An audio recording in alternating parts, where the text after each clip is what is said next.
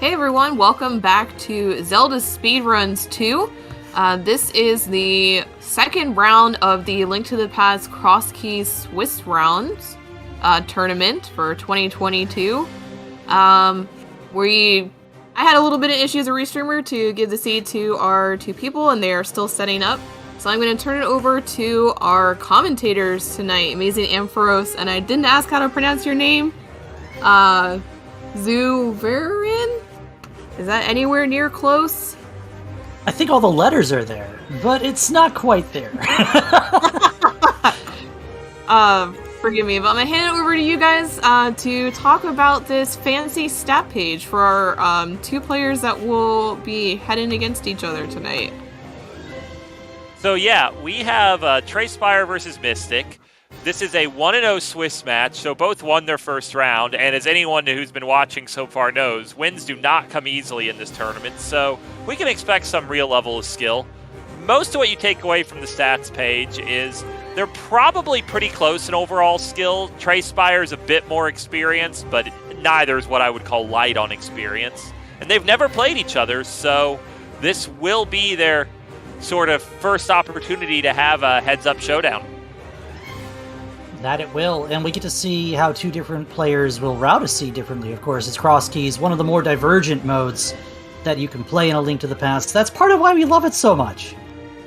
Yeah, I mean, this is the sort of mode where you can expect rather substantial divergence starting, honestly, from the moment they load in, because both Link's House Start and Sank Start are incredibly viable, and there's like 3 different branches of the Link's House Start. The Sank Start just branches based on where it even is, and that has 7 possibilities. So we could go a lot of different ways in the first 1 minute of a mode that often takes over 2 hours.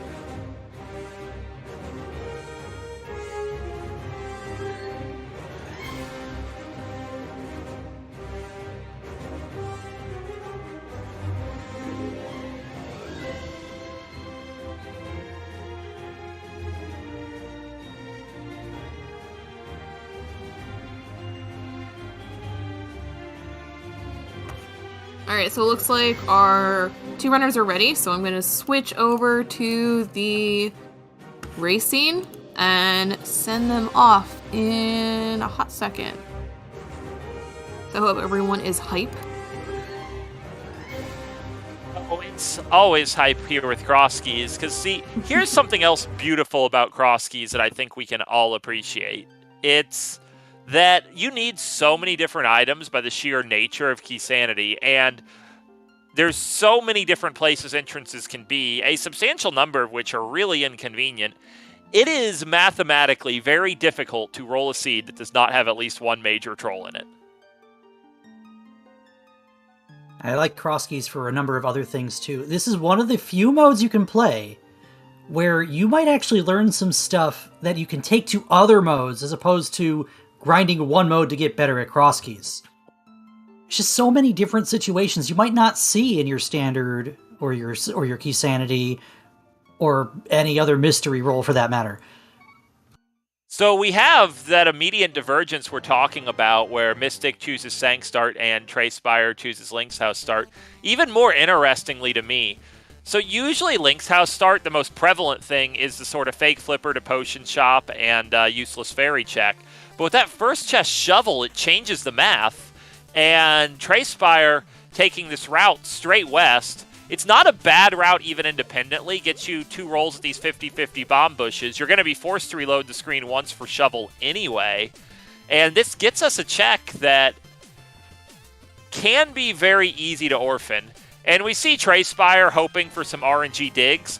Fun fact, in the original Link to the Past, those digs can never give you anything, but in in Randomizer, they added the sort of Game Boy Advance mechanic where you can randomly get just low-tier prize pack items from digging. So I just want to point something out that we just saw. All 3 spawn points are just right here. You've got Sank sitting at the Uncle drop down, and the front of the castle is the mountain spawn. Yeah, that's going to make routing a lot more critical. one of the biggest things that really shows how efficiently a player's routing is whether they are strategizing around not being able to warp and they're just accomplishing as much they can in far-flung locations while there. Big decisions when you find things like Spiral Cave in some remote location. But we also saw another major decision. After digging, Trey Spyre just warped right back. After seeing where Sanctuary and the Old Man is, he could easily regret this, while Mystik just continues into CAC and is immediately rewarded with Blind's House. Yeah, this is another way you can tell two different runners of two completely different playstyles. Trey is actually known for his constant skipping of Kakariko. And here's the real... I consider it a pretty big downside of taking connectors early.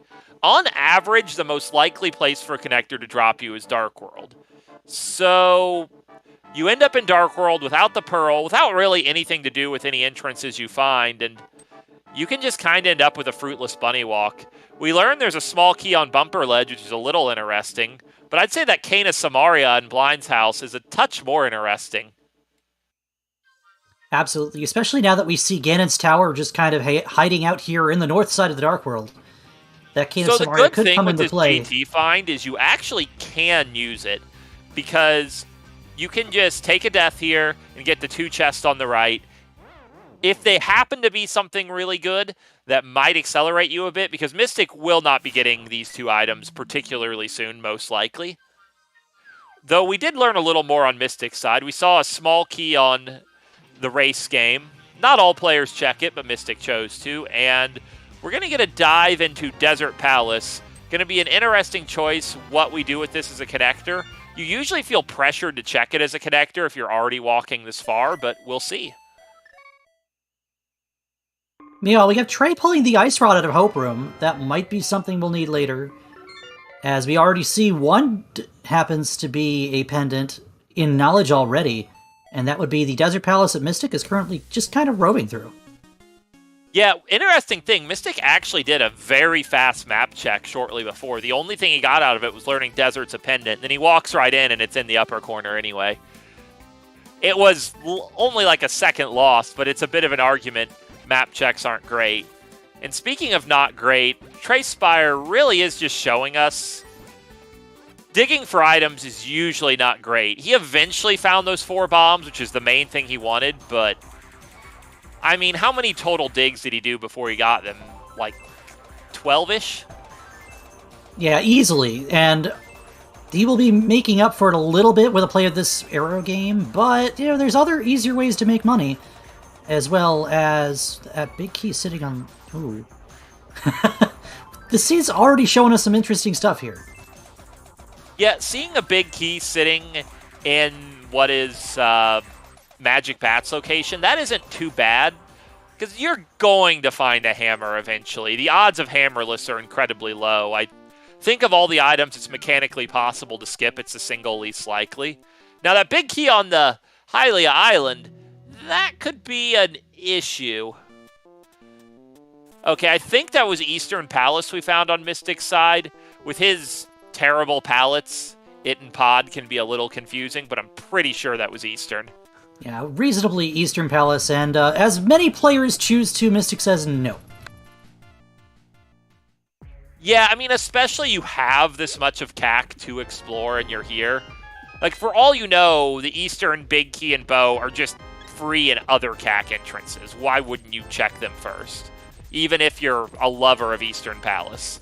Because as bad as diving Eastern Palace without the stuff feels, what feels a lot worse is diving without the stuff than finding the stuff next door.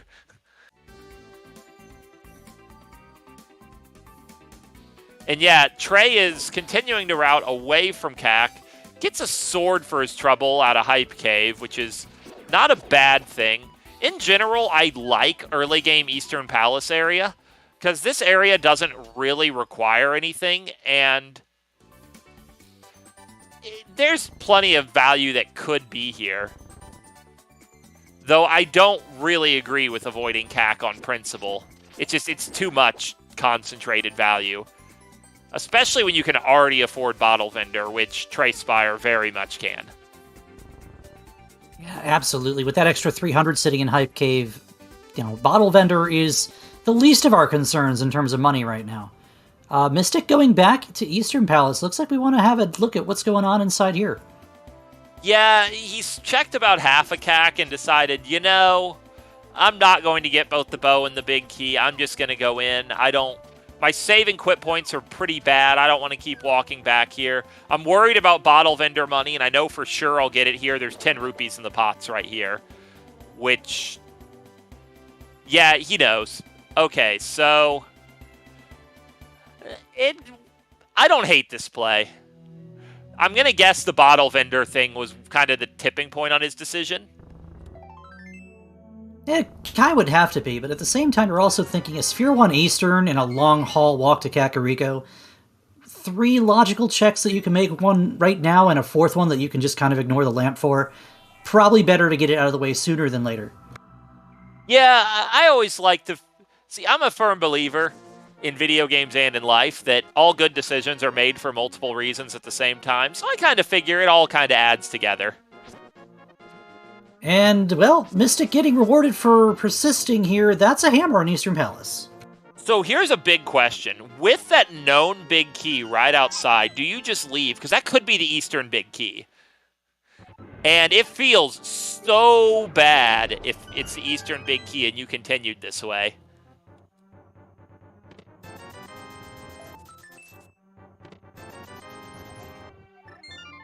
Another sort of big hanging thing is Trey Spyre took his initial offering of bombs. Oh, it's not the Eastern big key. That's right. Okay. That's not a friendly place for that. That's totally not a friendly place for that. Because you don't want to double dip things, so sort of an irony that, well, really all Link to the Past randos make, when things like big keys and dungeon treasures are in or near their vanilla locations, those are often the worst places for them because they're the last places you'll look.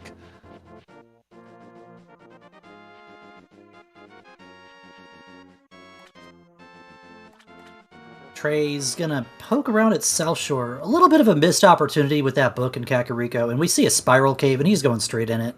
Yeah, I really agree with going into Spiral Cave here. It's at the dam, which is kind of the nexus, so you'd have to decide which way to go anyway. You don't have a glove, you don't have a book, you don't have a ton of powerful motivation to go either way. You've seen Spiral, which is always just agonizing. Take it, maybe it drops you on the mountain. Even if it drops you somewhere stupid, you get an item.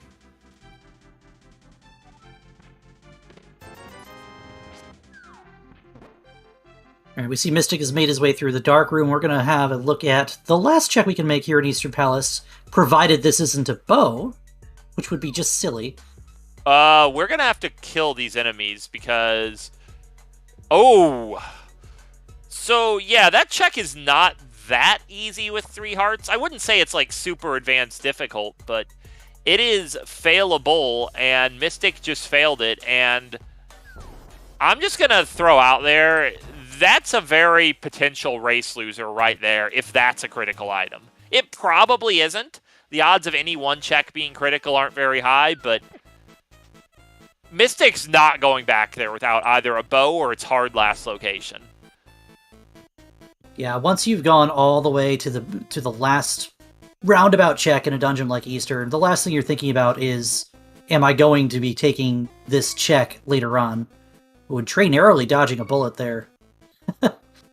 Though in Trey's situation, taking a death wouldn't really be that bad. It would be an excuse to stop bunny walking. Because, yeah, Trey has spent a lot of time in Northwest Dark World without having visited the Light World equivalent. So that's not really good for your efficiency, but we'll see if he lucks out.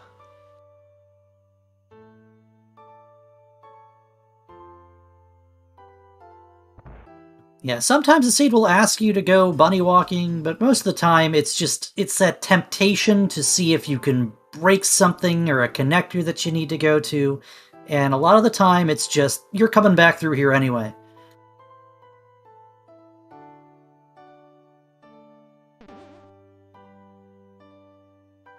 I mean, don't want to be mean, but I honestly think this is just not a good idea. Like, this could pay off. It's certainly possible, but mathematically, most of the time, what Trey is doing here will lose you time, not make it. But, I mean, we'll see. Things can happen. I mean, right now with this Paradox Cave we're seeing on Mystik's side, we could very well have a Moon Pearl and all this be in logic anyway. But then Trey has to go get it, and then come back through here for all these entrances that we're seeing items he just can't obtain right now.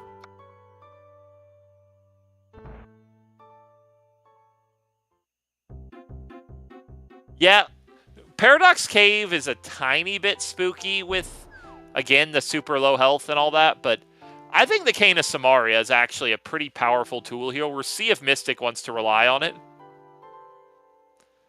Just going for bombs. Those are good, too. Yeah, here come these blocks. Many Moldorms think they control you, but they're nothing before the power of a red block.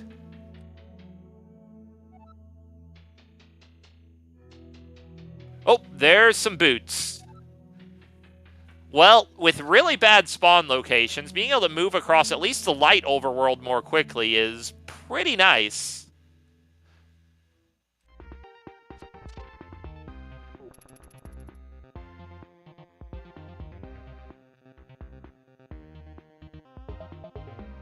I want to say, in terms of that connector Trey Spyre encountered, that we've already seen the other end of it. Yeah, we've seen the exit to Spec Rock. I thought it was in the eastern area. Yeah, I think it just dumps him in the eastern area, so that's not really going to do anything for him to take it. But yeah, I mean, unless there's something remarkable in this Swamp Palace entrance, we've just bunny walked a lot of stuff. Now, that is an in-logic key, so that's a little spicy. It's only a mire key, so that doesn't really do anything for us. But spicy nonetheless. Speaking of spicy, Mystik chose not to bomb through Hookshot Cave and bonk to the one chest you can. Which, I mean, fair enough. It's kind of slow. You have all this stuff right here. He might be planning to hook back to it after doing the sort of woods loop. We'll just have to see, I guess. Yeah, and a lot of the time you might see a runner decide to loop around and then go back to an entrance that they might have seen. A lot of the time you might even, if you're coming from the east, just go around hoping for a glove so that you can get the Death Mountain Ascension entrance while you're going by. We are going to see a pet read, and it's just a blue boomerang today. Yeah, I can't... I certainly don't agree with checking pedestal 14 minutes into a Crosskeys seed. The odds it's required are so low, but I mean, it's for the people. Mystik is a man of the people now. And let's see what he does next.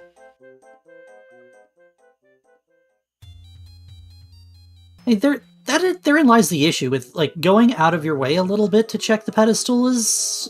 I like the information that it gives you, but at the same time, no information is no information. You know what I mean?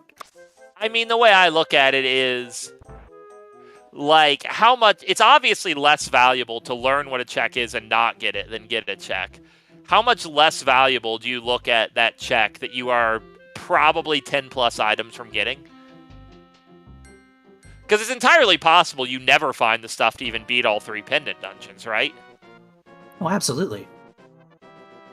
Nor should you really want to. I mean, in the case of if you find everything, then you start thinking about pedestal. That's the point where you might want to go read it.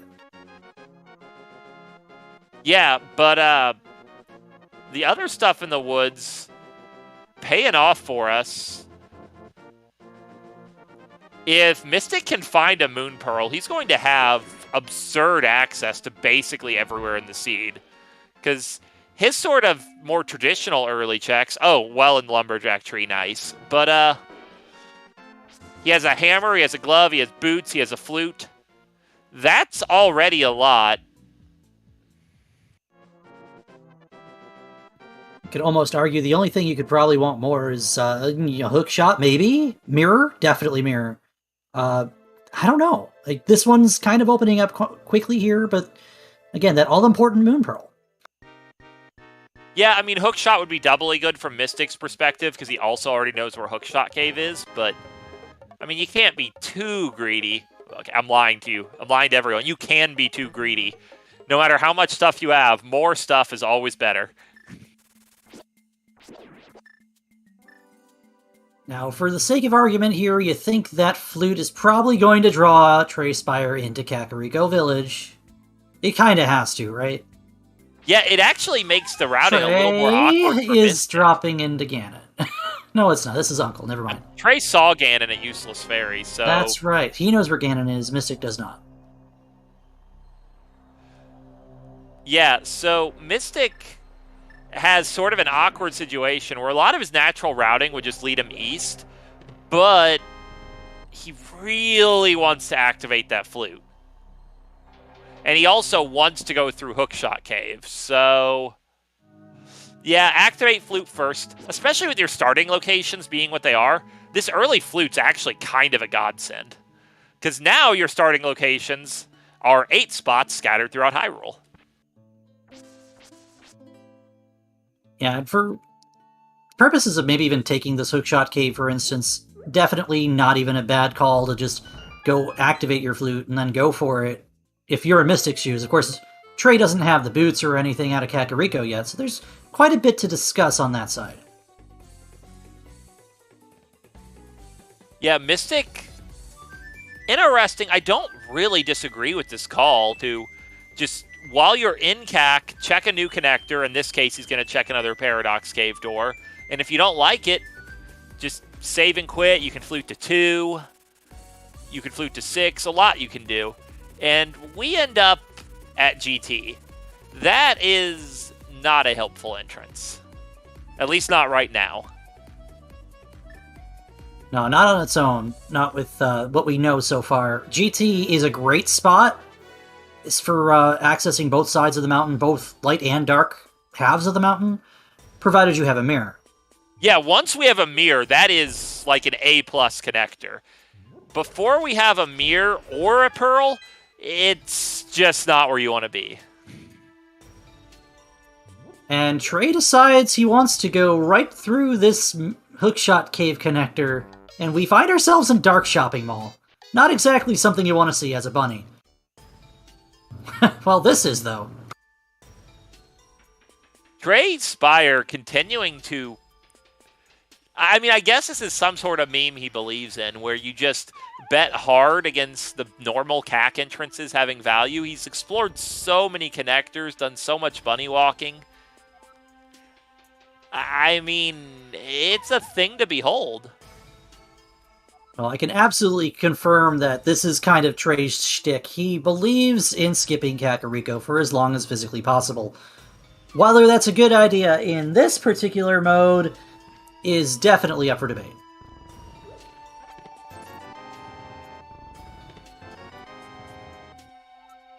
Yeah, like in Crosskeys, all the regions, because the entrances could be anything, all the regions are the same except insofar as they have different entry requirements and concentrations of fixed items and density. And I mean, Kakariko is pretty much just great on every single one of those metrics.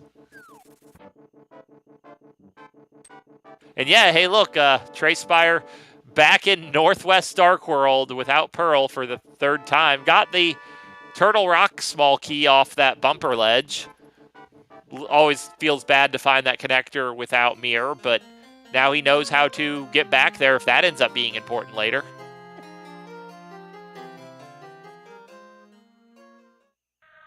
That's not exactly the nicest place for a bumper ledge to be spat out, the top side of Super Bunny Cave, but it is a pretty good spot to know about if you're digging around for entrances, and that happens to be one of the few things still on your list.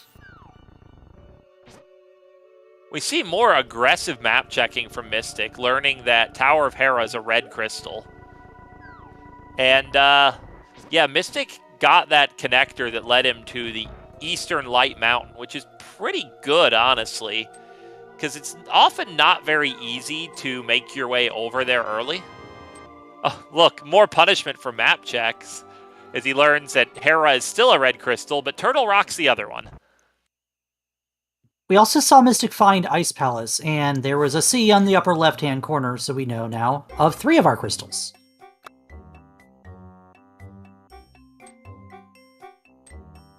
There's Castle Tower. Yeah, with Hammer, you gotta go in and get the one chest. It's not that hard. I mean, you could easily, it could be 2 hours before you find your first Castle Tower small key. You're also thinking you very well might beat Castle Tower this seed because of where the well is and you already have boots. So yeah, you gotta take your medicine, get this item. Be a little careful setting up this death warp because that guy's not that easy to kill with Hammer. And Mystik takes a death. Trey Spyre also took a death, but his death was a little more on the intentional spectrum because he needed to stop being a bunny.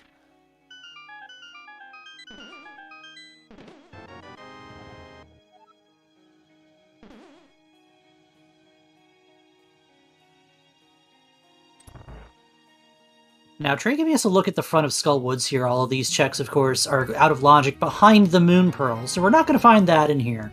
Could find something else of some value, a bow, or, you know, the ever-laughable Fire Rod is in Skullwoods, but no, unfortunately today, not much. Little bit of helpful information on that Eastern, however.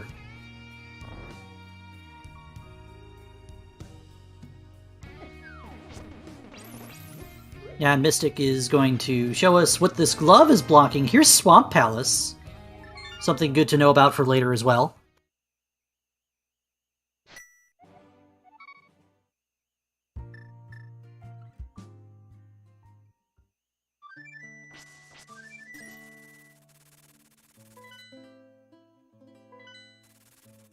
And that's the other thing you might think. Mystik's going to make the same decision Trey Spyre did and will take the Spiral Cave. I mean, in this position, it makes a lot of sense, especially because you can come back here right away by fluting to 7 with what Mystik knows. But we'll see if Mystik commits to the same bunny walk. As, oh, this is a kind of dicey situation. This mini Moldorm just kind of getting away from him. Handles it with my good friend, the Cane of Samaria. As Trey Spyre finds thieves. It's honestly too bad that he doesn't have the same stuff Mystik does, because between both runners, we can full clear thieves right now. Yeah, this was easy to get to also, being just straight up on the mountain, a flute to 1, and it's at what would normally be the mountain spawn point. So this Thieves Town clear is actually fully in logic with what we know.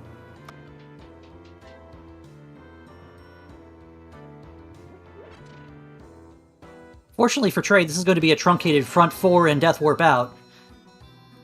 Yeah, I mean, you honestly expect to do that almost every Crosskeys seed anyway. Because, I mean, it's probably a little better than a 50-50. You find thieves in the early game, and it's pretty unlikely you have all the stuff when you do.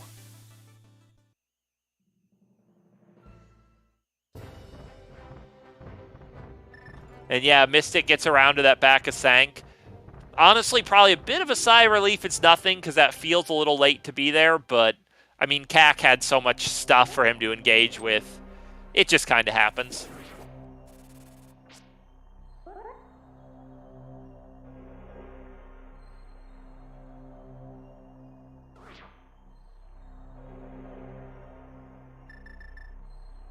Mystik taking the bombs out of the library. The early game can be a little taxing on your bomb supplies, so I don't hate it. Just a little funny.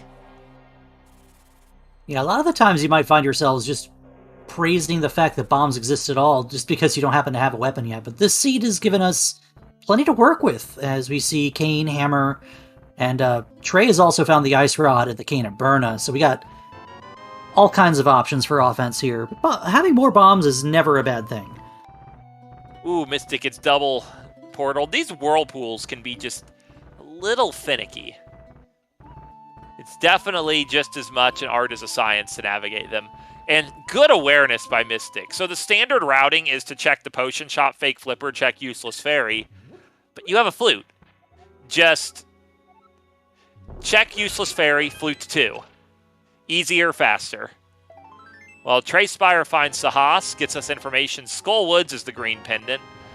Probably not the dungeon you would choose to be a pendant pretty much ever. Skull Woods tends to be the single easiest clear, but it's what we have. Yeah, we also see the Hera big key back there, which we know from Mystik's side. That is a red crystal, so that could be asking us to be going up Hera without thinking about the basement. And speaking of Tower of Hera, here it is. Yeah, with a sword in Mystik's situation, you just clear Hera here. I don't see any other realistic well, it's Trey Spyre's situation, I'm sorry. I see no other realistic decision here. Yeah, and with the flute in hand, it's very easy to get back up here if for any reason at all that you need to go down to Hera Basement. Right now, it's not on the table. We don't know where the small key is. We don't have any fire anyway, so you can get most of the checks out of here. It's a quick clear. It's a crystal. You just do it. Yeah, Trey Spyre doesn't know it's a crystal, but I mean, he knows one pendant, and I mean, it's probably a crystal. And even if it isn't, like, I mean, these checks up here are still not that slow. But yeah, the big decision is, will Mystik continue in Thieves Town? It looks like the answer is yes, and I'm worried for him. For one, without a sword, blind isn't that easy. For two, he only has one heart starting this dive, and he's picking up the second one here. Good knowledge that it's there. But yeah, and then of course there's the in-baked risk that he does not have the small keys, so he's going to orphan this big chest forever. And while often in Crosskeys, it's just something you have to accept, orphaning certain big chests, and this one's high on that list, it's too early for you to have to do that in this case. So this could be a major decision point for Mystik, and we'll see if he comes to regret it.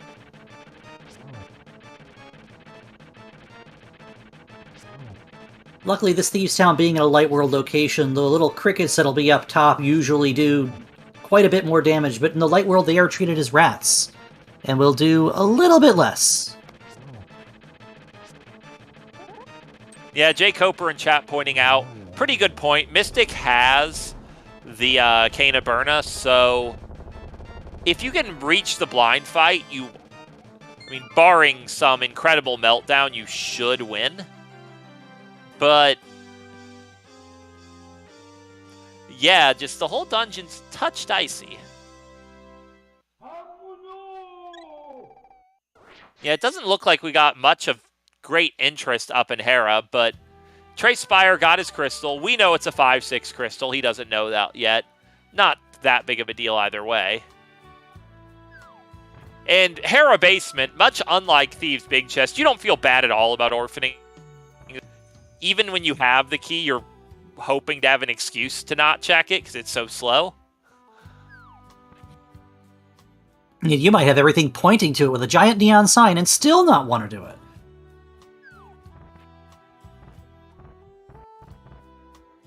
Alright, I believe that's everything we could possibly hope to see here on the Light Mountain. And I don't believe Trey's been to the Dark Mountain yet. I believe it was Mystik that found the GT exit for Paradox. Yeah, it was. And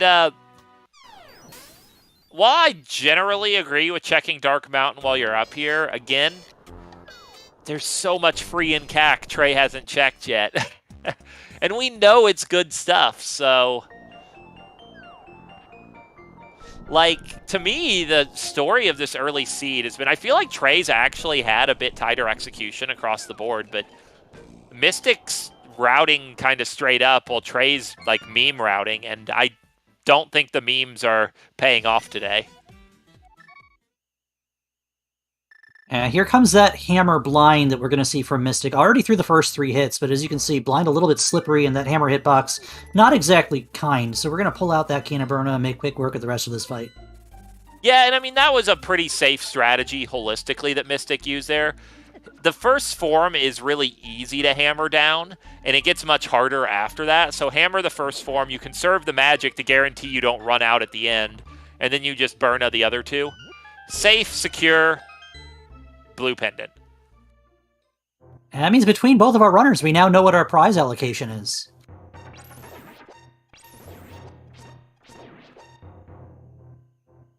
Yeah, and Mystik will have actually full knowledge as soon as he finds the Haas, which I believe is in the next door or two. Yeah, if I'm not mistaken, it's in the top of that descent cave on the far left here.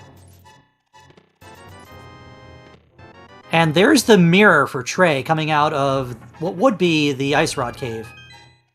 Yeah, this is an area that can be a little awkward to choose when to route in. In this seed, given that the Pearl does not seem to be in a particular hurry to show up, it's not too bad. And yeah, Trey Spyre is going to get this first item out of Skull with no way to light torches, no way to actually clear this dungeon. But that's the only thing stopping him from killing Moth. Not that he's necessarily going to be in a hurry to do that with it being a pendant.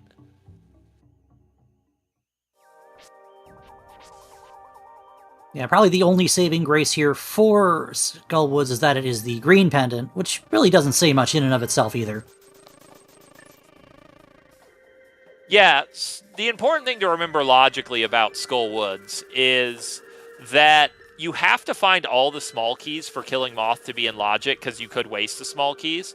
And because one of the small keys is statically in a chest in the Dark World always, logically, beating Moth will never gate the Moon Pearl.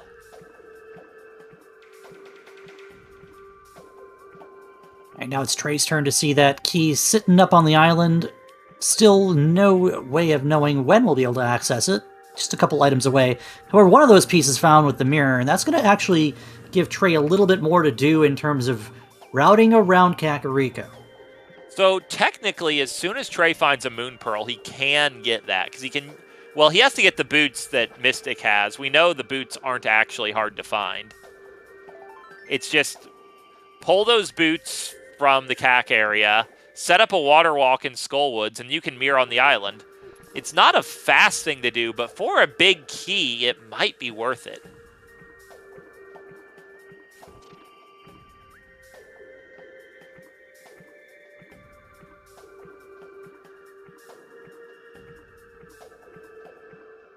We are going to have to find those flippers eventually, but having a peek at what else is kind of blocked by them does tell you a little bit more about what the seed's expecting.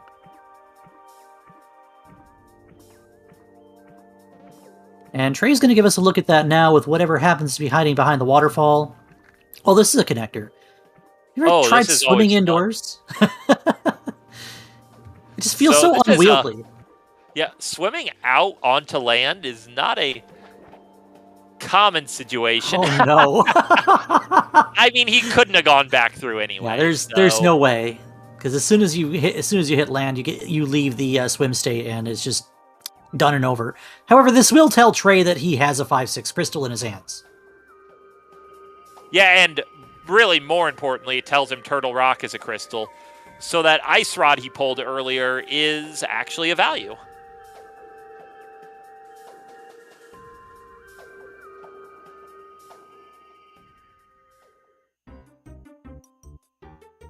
All right, and we'll give a welcome to our main channel, Zelda Speedruns, rating in. Welcome to tonight's Swiss matchup between Trey Spyre and Mystik in the Crosskeys tournament. It's week 2. These two players are 1-0. And we see Mystik making the same decision Trey Spyre did to clear out Hera. Just taking the sort of more slower, more traditional way to get to the big chest. Without a sword, I agree with this pretty easily, because that bomb jump is pretty difficult to line up without a sword to do the whole spin strat.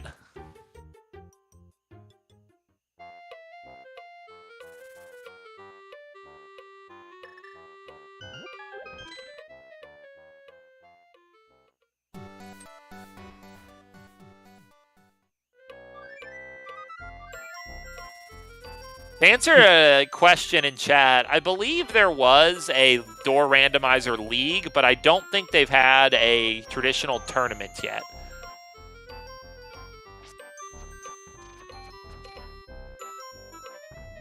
Yeah, if you think Crosskeys is its own little beast, door rando can be particularly intriguing in its own ways. This isn't the first time we've seen Sick hit here, is it? It is, and if Sick Kid was, lying in bed feeling congested, that bomb will just open him up, and There's a castle tower small key, which, yeah, I can see how that'd be really annoying when you've already gotten the first chest out of castle tower. But it's just something you accept, I think.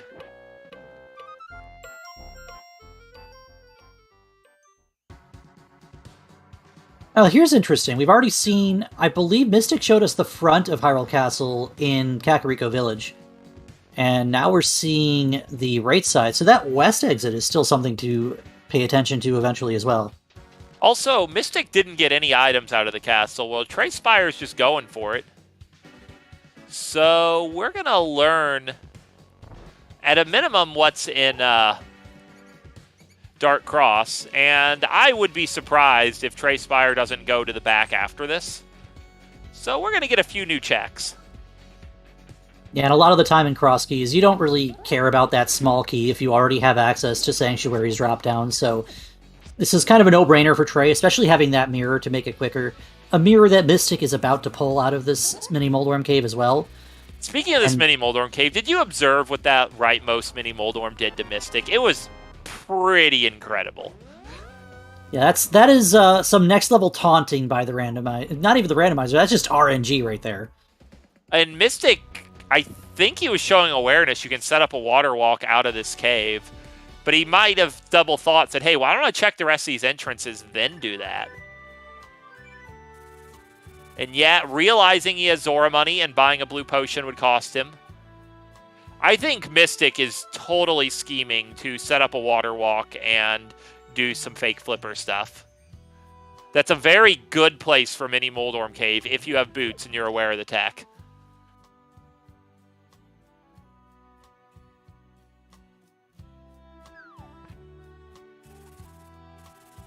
And yeah, Trey Spyre did not go back and escape, so I mean, it's not a big deal. We've learned all 3 castle entrances are pretty easily accessible now.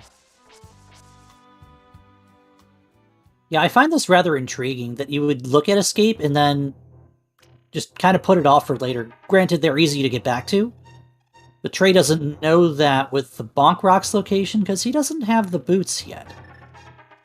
Because he's going back through Hookshot Cave and doing something over here, buying more potion instead of just clearing CAC. In a way, I'm kind of intrigued to see this one. Oh, I know what we're doing. We're going back to Bumper. Yeah, like, this is suspicious. I'm not going to take that away from him, but I mean, open, easy, light world entrances. They have boots. It's not even just about that. I mean, think about all of what he's missing by Kakariko that he's going to have to eventually get back to. The hammer, going to be hard required. The boots, possibly something we'll need later down the line. So the hammer, in his defense, will be a little harder to find because he would have to choose to go into Eastern, which might be a hard choice for him to make. But the boots and the cane he would find. Talk about intriguing. Here is... How about that menu of all blue items? Hey, every time I have Blue Mail, Master Sword, Fighter Shield, or Tempered Sword, Red Mail, Red Shield, I get a smile on my face. It's a link to the fashion, that's what that is. So we are going to see, we are now on east side of Death Mountain. Not something Trey's been able to touch just yet. I feel like he's probably going to go in and see about these 2 middle checks here in Turtle Rock. At the very least, you'll get the lava chest because you only really need 2 keys to clear this dungeon anyway. Yeah, though, obviously there could be swings based on how you have to use it as a connector. When you've only seen the middle portions of TR, you tend to be a little more cautious. But I don't think it'd be that hard for Trey, especially with that blue cane, to just kill this pokey.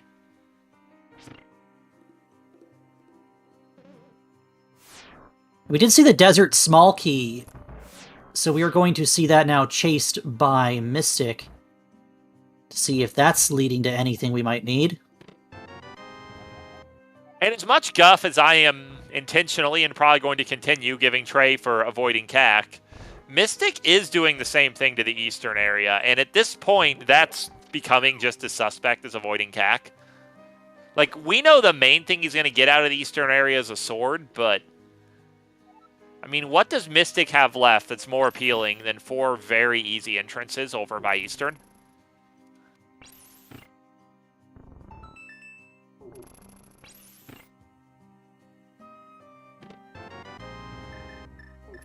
Hey, you're never sad to... Oh, my. Oh, that's a big mistake from Trey Spyre. And that's not even... a permanent -1 Turtle Rock key. And that door has 0 value. And it's not even something that he really had a lot of say in. Except for, you know, not standing where you can get bit by one of the chain chomps. Because that damage boost is what did it. Pushed him right into the door. And at that point, goodbye, key. He's going to need at least another key. I don't believe you can ever be pushed into a door and forced to open it like that, but you only have to be hitting up for like 1 frame if you get hit toward it. So, like, it's obviously a technical mistake, but it could prove a costly one because the reality of it is if we don't get a connector to Laser Bridge, Trey Spyre absolutely must find another Turtle Rock small key to beat Turtle Rock. Because he'd have to unlock the way to Laser Bridge, and he'll have to, beat Trinex, and he can only pick up the 1 key by going back. And going back is a time loss, too, but at this point, Trey Spyre basically just has to accept he's eventually going to go back for that small key in the middle. Yeah, that 1 pokey key on your way back. So, yeah, that's rough, because, you know, if you're not going to go back in for that key, then you have to find 2 if you never find the back entrance to Turtle Rock for Laser Bridge.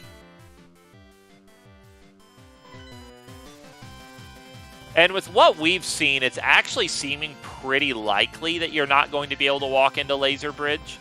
Because between both runners, with Trey Spyre's aggressive bunny walking, we've seen a pretty large percentage of the open entrances already. So it's reasonably plausible that Laser Bridge is somewhere bad. Like, I mean, it could just be vanilla.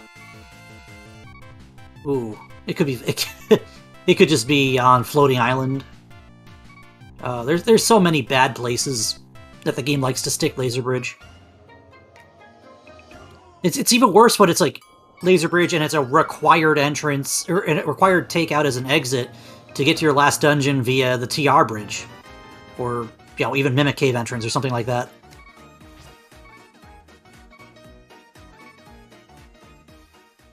Trey's gonna flex this mirror a little bit. We now see Palace of Darkness. This is actually Palace of Darkness this time.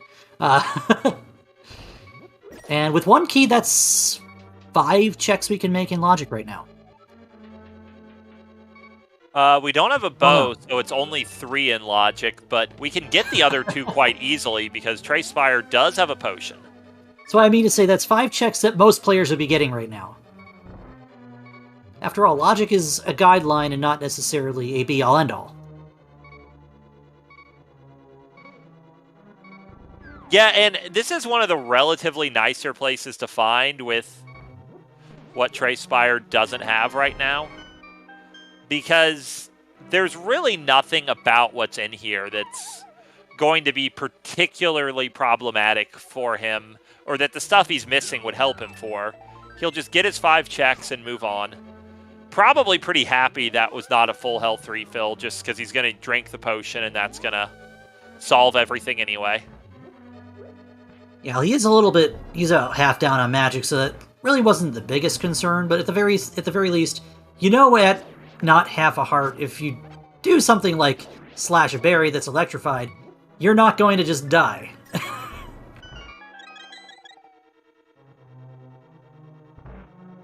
And yeah, once you reach this level where, you know, you're, I guess I'd say, strongly competitive in these tournaments, one of the main things you look at potions for as a value is doing this skip, so you aren't worried at all about spending it. And hey, there is Mystik finding something that is low-key really good news for Trey Spyre, and that is Laser Bridge. That means it is possible to beat the seed without finding any more Turtle Rock small keys than Trey Spyre has found. Did you happen to see where it is? I want to say it's mirror swapped vanilla, or a world swap vanilla, but I'm not 100%. That is exactly where it is. It happens to be in the Fairy Ascension Cave top, which is a mirror away from where Mystik found it when he went out the west side of Hyrule Castle and ended up at Laser Bridge.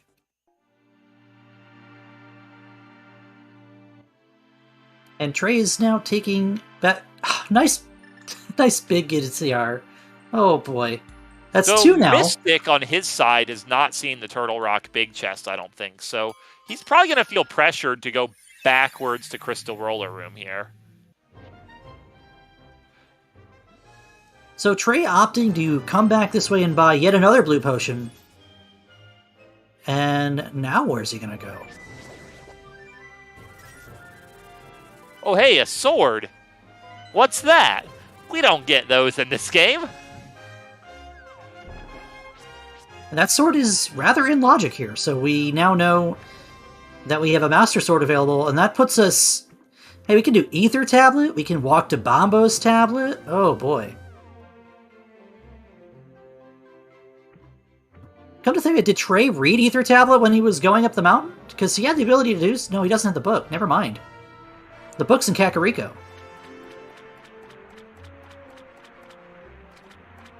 Yeah, imagine checking the densest and most efficient zone in the game. Why would you do something crazy like that?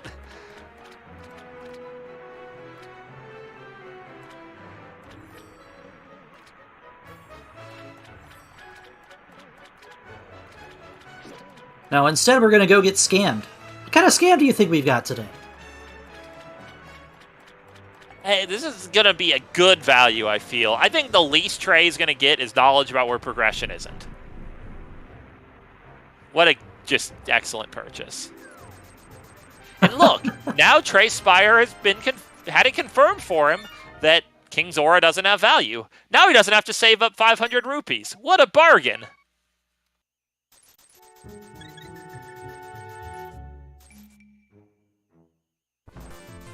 I tell you, that flute is getting its workout on this seed with these 3 spawn points. And we're going back to 8. So I have to wonder what Trey's thinking now. He might be thinking about going out the... Oh, he's going to find Laser Bridge. Because he's going to go out the last way that he was in Hyrule Castle. Well, Mystik is finally checking the eastern area. Gonna get his Master Sword. That's going to get the wheels turning, I'd bet, because those 2 monoliths are looking awfully suspicious. You know, come to think of it, outside of that, what do we really have left? We definitely have more bunny walking adventures, though I think we've seen most of them on Trey Spyre's side. The biggest things to think about are mirroring to Race Game and mirroring South of Grove.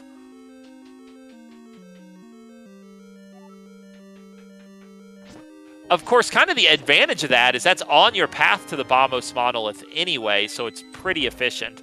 We had this check that Trey Spyre just did. We had not seen the Hyrule Castle map chest. It's a pod small key, which logically does nothing for us, but practically, it could be pretty good. Yeah, and chat's pointing out we do have the knowledge that Paradox Cave spits you out at GT. Not only do we have the Mirror and Hammer to do all of East Death Mountain right now, we also have just the ability to mirror back easily from a connector and get at least one entrance on the Dark World side as well.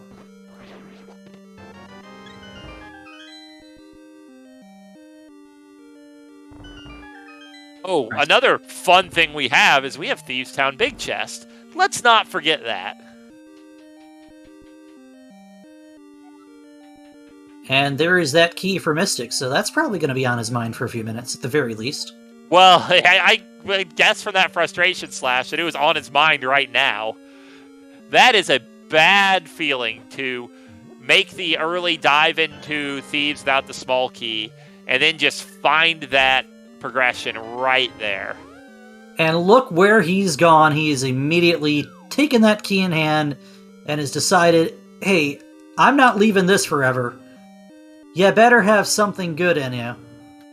So, I understand the emotion and feeling behind why Mystik is doing this. It's tempting. But I think when you see that small key was that easy, you have to commit to your gambles. Like, I would much rather check the monoliths here. Follow the Master Sword. Yeah, now it's Trey's turn to go pick up his Master Sword on Laser Bridge for him. And we'll get to see whether or not he decides it's time to read some ancient script. Except that he doesn't have the book. The book is in Kakariko. Oh, we know he's going to go back to the Turtle Rock big chest entrance, and he's going to probably check all that, because it's anything and everything he can do to avoid checking his easy free checks. You know, in a way, I'm kind of impressed that he doesn't just... Oh, he doesn't the cane either. Oh my gosh. Kak was loaded on this seed. Yeah, Kak was about typical, but I mean, Kak always has stuff in Crosskeys.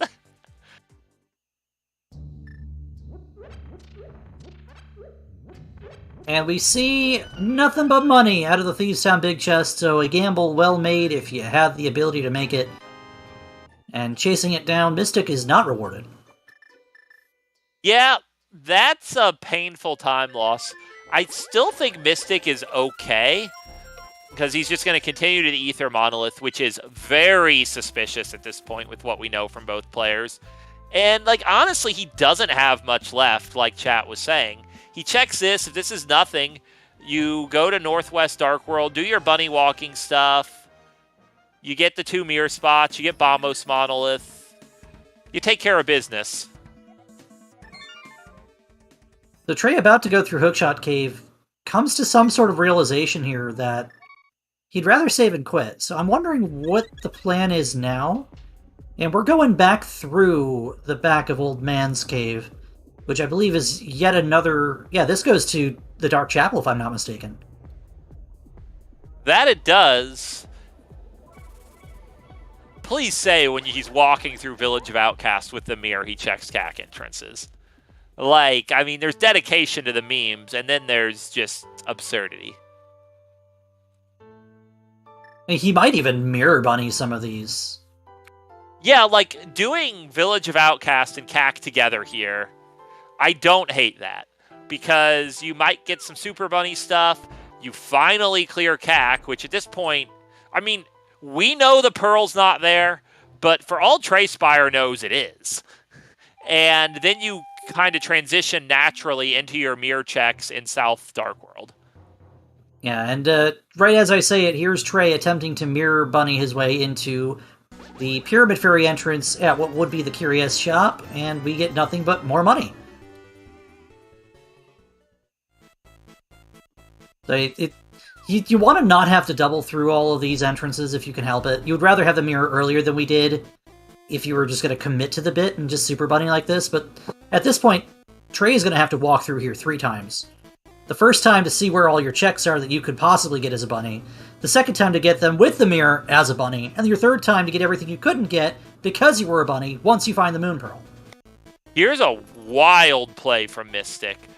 Mystik is spending his second pod small key to check vanilla big key. Now, there are effectively 3 choices for what you do here. You can do what Mystik did, which is I think the choice the fewest players would make. You can go to the back, and with an appropriate bomb jump, you can get 5 checks, sorry. Or you can save the key, and so when you get a bow and the big key, you can do the boss. And yeah, we didn't get anything there. Trey Spyre continuing his dedication to the memes. Like, we know it's impossible to beat the seed without ever going to CAC, so he will eventually have to relent. I guess he doesn't have to. He can just choose to lose, but if Trey Spyre wants to win this race, he will eventually have to relent and go to CAC. There is no other option. Yeah, the resigning question here... Resigning question? The reigning question here is, when do you just make this call? Because obviously this is going to be south of Grove.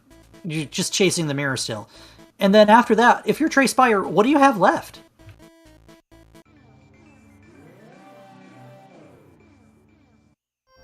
Yeah, this is doubly bad feeling. If Bamos is the answer, Trey Spyre's orphaned it hard because the book's in CAC. Yeah, now that he's checked pretty much everything you can around the area, and no mirror portal, this is going to be CAC south to north, because I'm pretty sure this is Trey last locating Kakariko Village.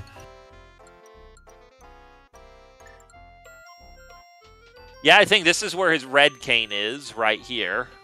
Yeah, on the right-hand side of this room. And the book is in the back of the tavern, so that's something else that'll kind of give him a, huh. Well, I never.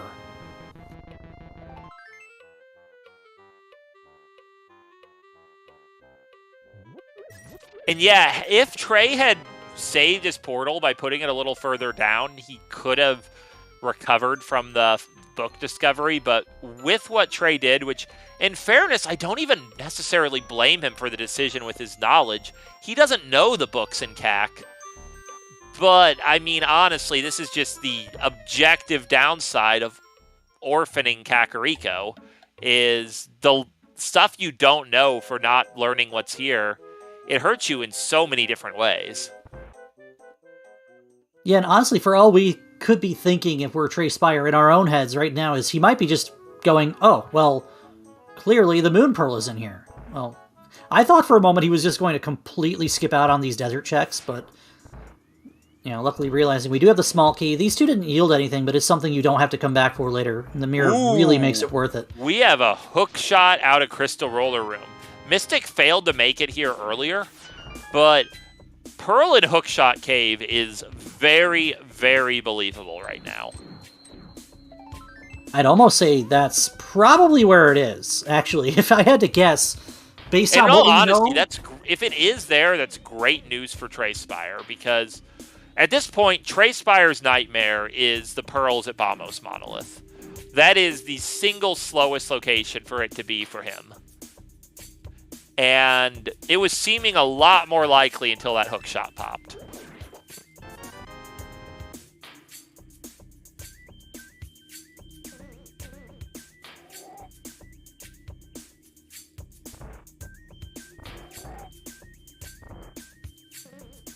Well, there's some powder. I believe we can turn that in. A big key to ice is fun, but currently does nothing. And a tempered sword. So, yeah. Oh, magic bats at Gannon. So we can't turn that in. So, Hookshot Cave had no long-term value. Had some interesting... Or had no short-term value. Had some fun stuff. Yeah, that tempered sword is actually very welcome this early on. I know we're an hour in, but it feels so early yet. Especially it always feels early when you don't have Pearl, right? Right. And this is going to be a Super Bunny for Mystik, followed up by... This is going to put him out on Bumper, so it's just actually pretty nice routing to just find it blind. And Trey deciding that he doesn't want to do Kakariko anymore. He wants to see what's in... Trey, please. Yeah, I mean... At this point, the main thing he is missing from CAC are the boots. Also, I think that's where the Thieves' big key was, which would lead him to clearing Pendant Thieves. So, in a way, it might be good for Trey to be avoiding CAC right now. We'll see. I'm mostly curious as to... But why now for something like the Turtle Rock Big Chest? That's why. Oh, I mean, that's... I mean, honestly, both players coming to their Moon Pearl at about the same time after everything we've been through is just a testament. And Trey is not going to be missing this hook shot. So, provided he gives us a look at Kakariko at any point whatsoever, we might have a race here. Yeah, and Mystik doing what I think is the obvious play and just transitioning straight into straightforward Dark World checks. Because from Mystik's side, we've seen pretty much what the Light World has to offer. Now, we can do full left side here. We don't have any GT small keys for Mystik, but I don't think you let that stop you. I think you just go down the left side here.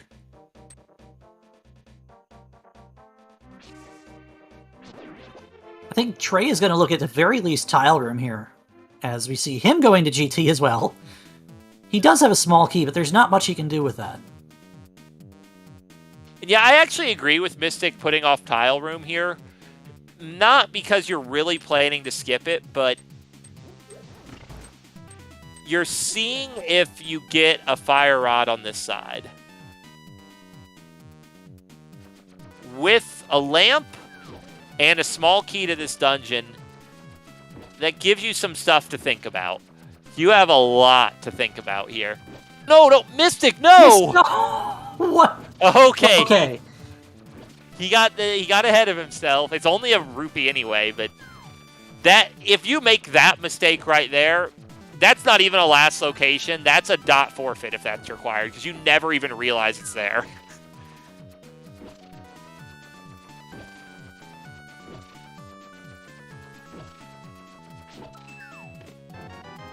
And yeah, he chooses to just use the small key to check the map room. That's fair enough, I guess. Just going to take care of the left here. If he has to worry about big chests later, he'll worry about big chests later. Now Trey's going to give us our first look at Village of Outcasts. The proper way and not just kind of wiggling on through.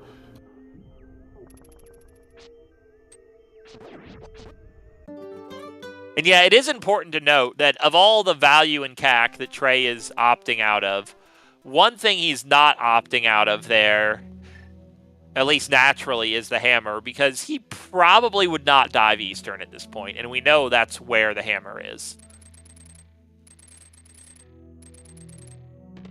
He is going to pick up his Tempered Sword, however, and that's 4 key locked flippers in GT. Even better, a Mire Shield.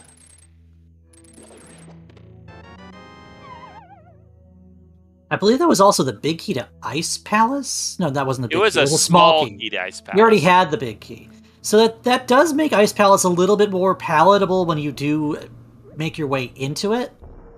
Of course, we still need to find a fire source first. As soon as you have a Fire Rod or Bombos, Ice Palace is a just really strong play here. So, in a lot of ways, you're really just hoping to spike a Fire Rod.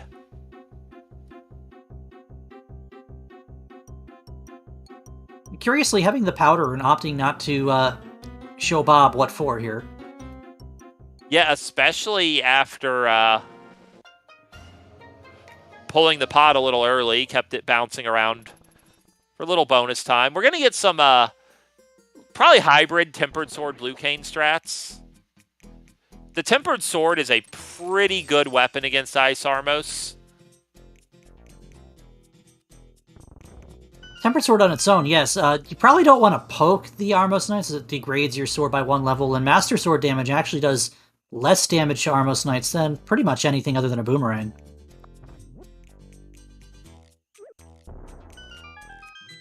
Yeah, Armos Knights have a weird sort of U-shaped damage curve. They were clearly designed around the idea you would fight them here and there, so they didn't want the sword's damage escalation to get too carried away. Quirky design, but it makes sense within the context of how damage works in this game.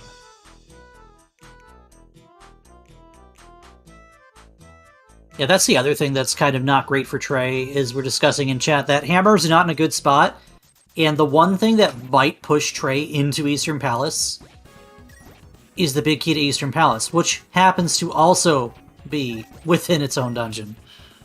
I mean, to even worry about this... Oh, there's Bombos, by the way. So, rush to Ice Palace.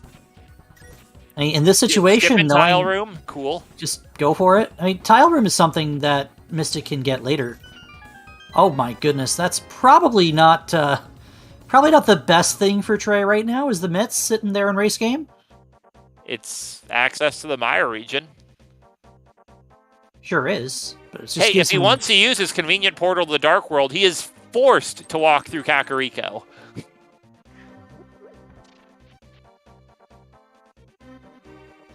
And we have seen where the Smith House is. So Trey is going to take our friend on a little walk here.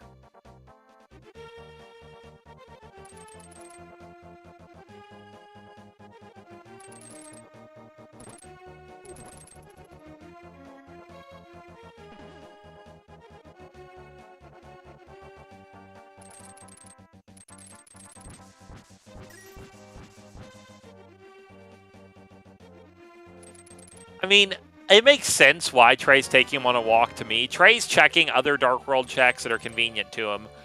And when he's done with all these checks, he's going to take Smith home. Really, the only downside is if you run into the front of the Old Man Rescue Cave, because that deletes your followers. But that's not too likely. So a question I have is the notion is made that he could go check Dark Potion Shop. I'm wondering exactly how he expects to get over there. Well, you see, the first step is you happen to find a cave that lets you set up a fake, or a, oh no, never mind, it doesn't even have boots. Well, you see, first you mire, and then you flute to 2. I mean, that's kind of what you should do here. We're going to have a peek at what's going on here. Oh, we already knew this. So where is Mystik going that we're reversing the Brothers Connector? This went back to East Death Mountain. Interesting.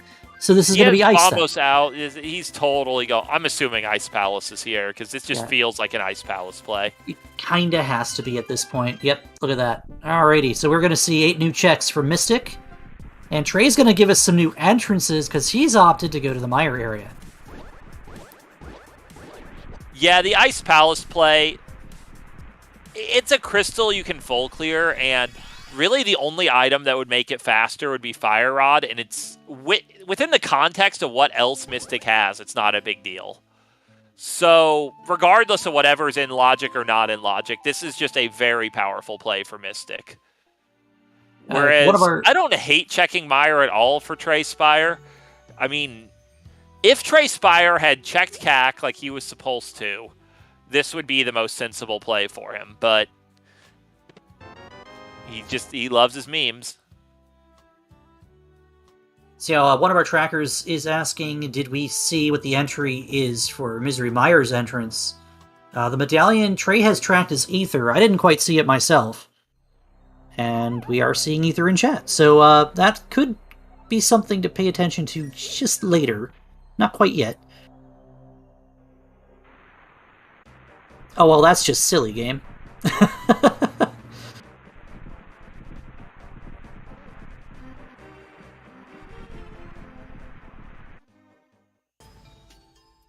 think one of the only really saving graces here for Trey might be finding the bottom of Paradox Cave, unless we've seen where that goes. I mean, there's a lot Trey could find here that would be good. Like, finding just any cave that has a bow or a fire rod would obviously be pretty accelerating of the seed.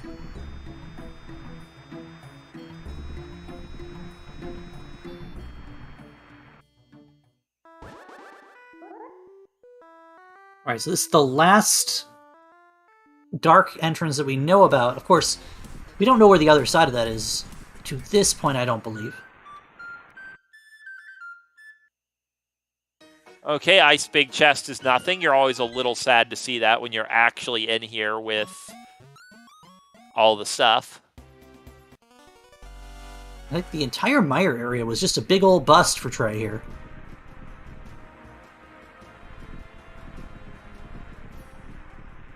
So, that raises another big question just between both runners in general. Where is Misery Mire? I guess the pod area and the top of Castle still remain. But we will have to find Misery Mire to beat the seed eventually. And Desert Final, for that matter. I thought Desert was... Oh yeah, I guess we don't have to also find Desert Final. We just don't know where it is. I think we're somehow going to live without the Bloomerang on pedestal. But yeah, Oh. Misery Mire is a critical entrance.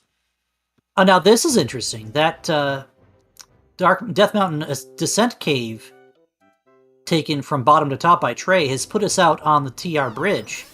So that is a couple entrances Trey's going to be able to check here. See if there's anything of consequence up here. We're still looking for the dam also. For that ever-coveted Swamp Palace access, because that is another one of our crystals of consequence as well. Yeah, we don't have the Swamp Small Keys, so the dam wouldn't really open a ton for us, but you wouldn't be sad to see it. And yeah, Trey's using this opportunity to go get that small key. I agree with this decision just because, like, given that you've wasted that small key, it was clearly from a technical mistake, but whatever. You can't undo it. You know you probably need to make this play eventually, so might as well get it done. Well, you might have spent a little bit of time either with or without the Cane of Burner the first time through here to get the key off of this pokey. I do feel like he's probably a lot more comfortable with that Tempered Sword there. And yeah, we didn't get too much interesting out of Ice Palace, just that GT small key that's really more a logical curiosity than a practical significance. But it's a crystal. Here's one thing that we're going to see from Trey that Mystik might not get to for a while. We're going to see these bottom two entrances of Dark Death Mountain.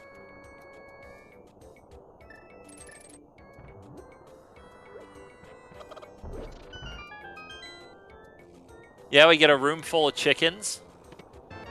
And yeah, Okay. I mean, you it is take it very if much it's a there. farmhouse, as it has both eggs and butter in it.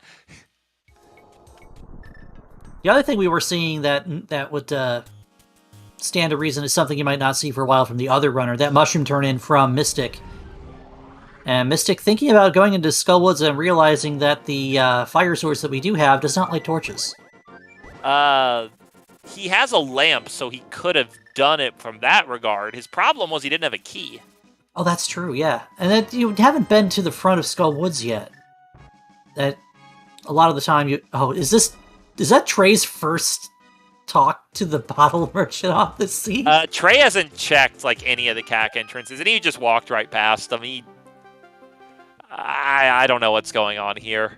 Well, I know what's going on here, but I don't like it. We do not acknowledge what's going on here at this point, I think is what should be said. We here at Zelda Speedruns do not condone such tomfoolery. Set of words that I think I wanted to put to, in writing there, I suppose.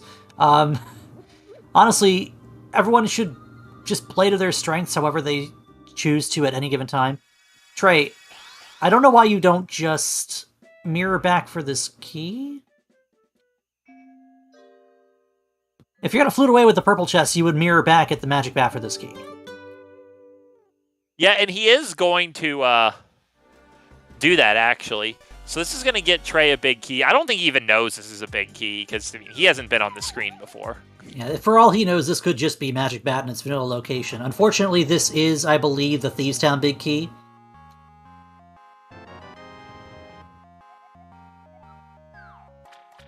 So that's going to put something else on the table for him to think about. Yeah, from Trey's perspective, it's tempting. But, I mean, you're gotta be thinking you want that hammer before you go in.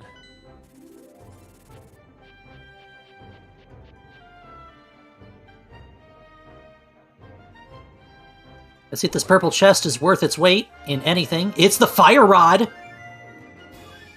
And just like that, Trey can go take out Trinex right now. I don't believe Trey has seen the laser bridge entrance. Oh no, he absolutely has. Oh, he's doing Thieves Town. Oh no. So this is going to be Trey hard committing to not doing the big chest of Thieves Town, and he doesn't know it yet, but it's great.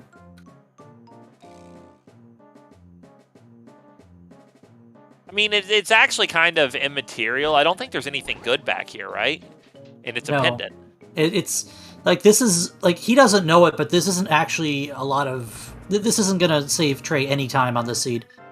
In fact, it's gonna cost him a little bit of time just getting through here, especially since Mystik did this dungeon, ran through it twice with boots, and Trey does not have them at all. Thieves' Town is one of those dungeons you're really happy to see if you have boots, because it's a lot of straight lines you can just dash through.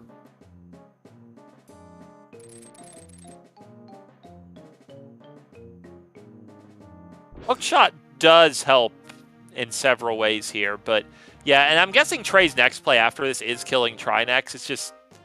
It's pretty hard not to make that play. You get a kill, you learn where the front of TR is, which is the side we haven't seen, and if it's somewhere you can go back in, which it probably is, then you can just get those 3 items straight away. I mean, for all we know, we could just have the front of TR sitting on the top of the castle and Misery Mire right next door.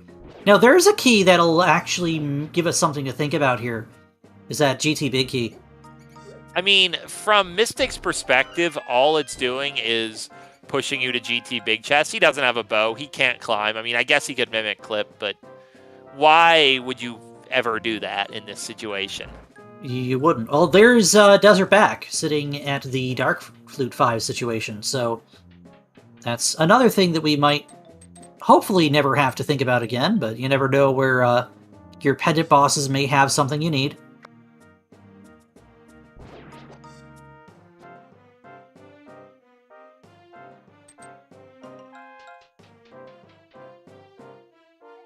We're going to see the pod entrance from Mystik here, which is, he's going to pay the toll. That's fine. We've got plenty of money.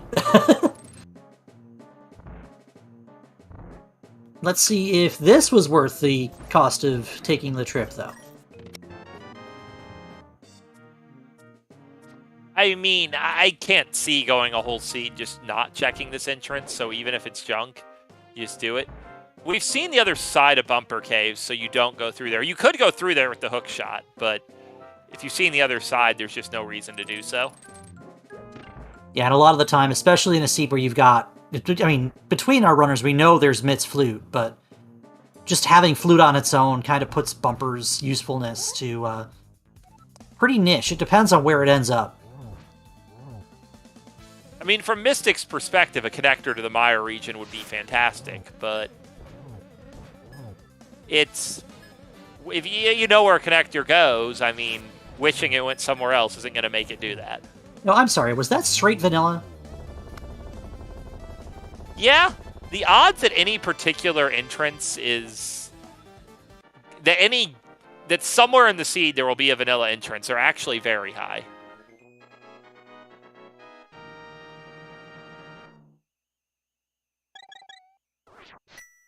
Alright, so that is a pendant for Trey.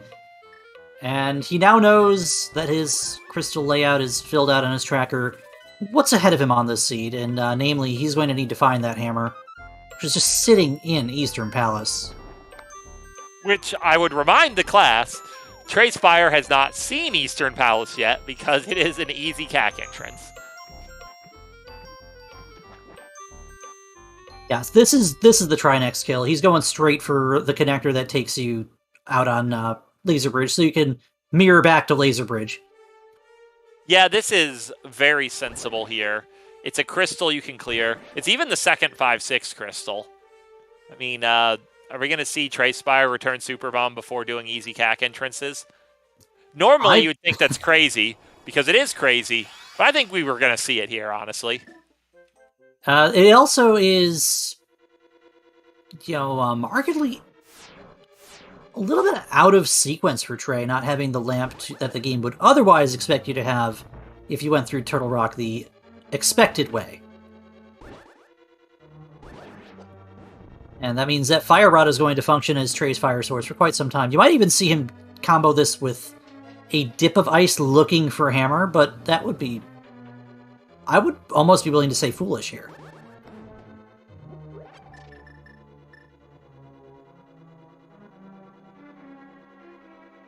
Yeah, top of Pyramid had really nothing of interest.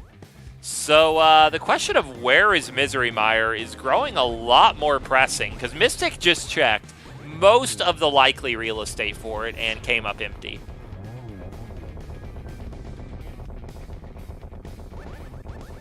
Yeah, the entrances I would think of that could possibly have Mire at this point, we're talking about it could potentially be vanilla blocked by that Ether. We don't know where Ether is just yet.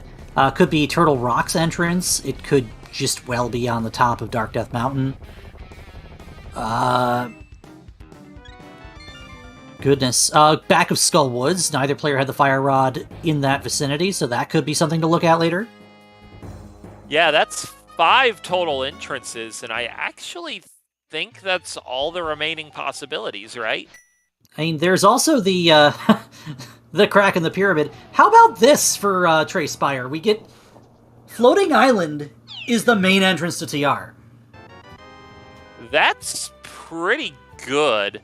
I mean, the Hera small key isn't pretty good, but you go back in, you get your 3 items, and then you check these Death Mountain Summit entrances that are...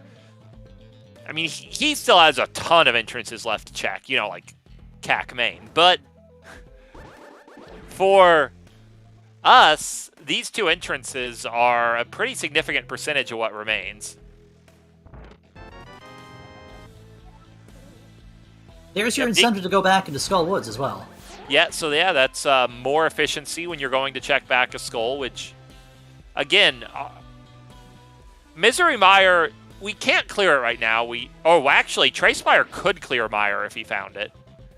He has a hook shot. He has a red cane. We don't need no stinking lamp. He could get it done.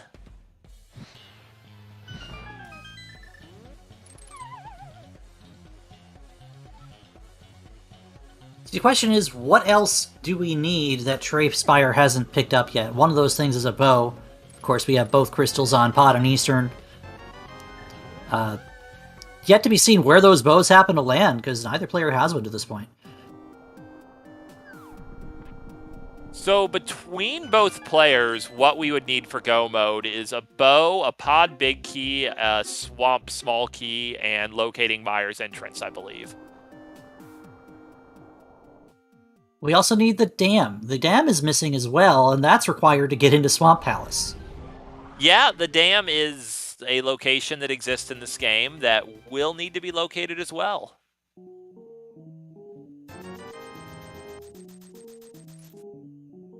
The dam is... It's so weird how we're just kind of double gated out of Swamp like that. It leads you to believe that Swamp is probably full of garbage, and from Trey Spyre's perspective, Swamp is especially bad because Trey Spyre doesn't even have the hammer yet. And Trey is about to do Hammerless Ice Palace as a result of that.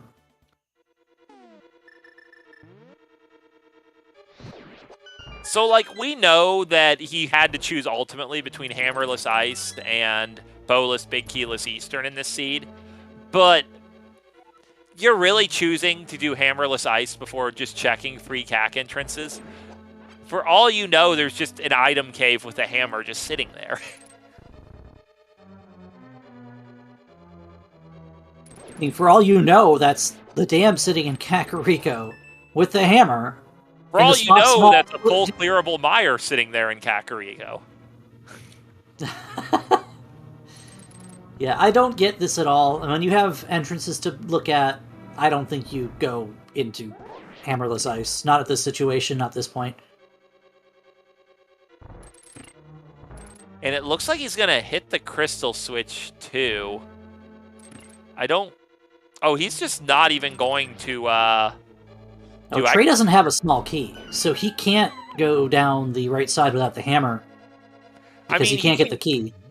He can go and get those 2 checks and then mirror. Could. That would certainly make sense. Like, he could also steal this key and then go down, but why would you do that? I wouldn't be surprised to see him do that, now that you mention it. And actually, seeing his bomb count, it actually seems more sensible this way. I mean, in this situation, you really wouldn't do the Ice Palace bomb jump, but even still, when you're doing either Hammerless or Gloveless Ice Palace, doing Icebreaker is even better than usual because you get an extra check out of it. Now, the unfortunate part for Mystik here is we've gone through Skull Woods without the big key, and now we also have been to the back without the fire rod. And that's going to be something that might take a little time for him to get back to once he unearths these 2 items. Yeah, So, we've talked a lot about Trey Spyre's insane route, but it has gotten him a couple things that Mystik doesn't have. The Mire Big Key and the Fire Rod. I honestly don't remember where the Mire Big Key was at all.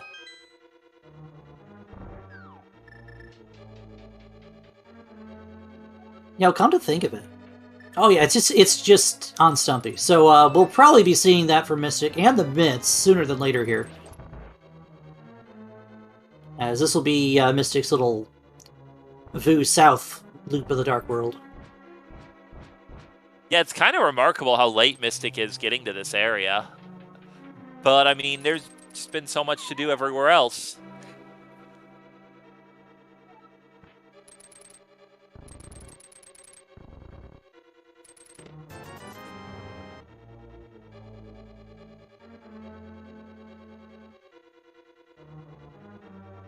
Well, I stand corrected. Mystik wants to come back up north for reasons yet to be known to me. I think he just hadn't checked these North Dark World entrances yet. I mean, this could be a play for Graveyard Ledge, too, because I don't think we've seen that yet, either. We came out of that as a connector. Oh, okay.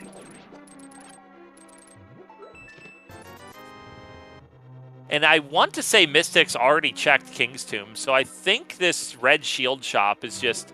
It was just kind of a hanging single for Mystik that he wanted to take care of here.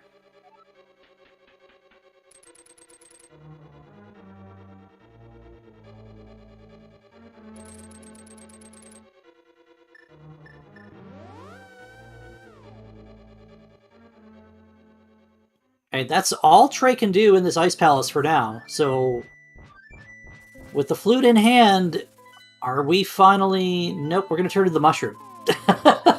Which we saw was just 3 bombs, but those are 3 bombs that he's probably going to be happy to see, having, you know, almost no bombs.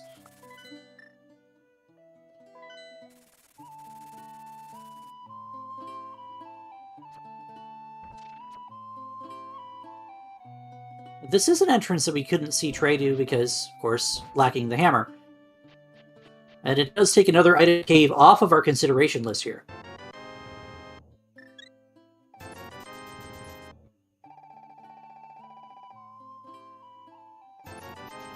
Yeah, Trey Spyre just stocking up on potions while you're here. Sensible enough.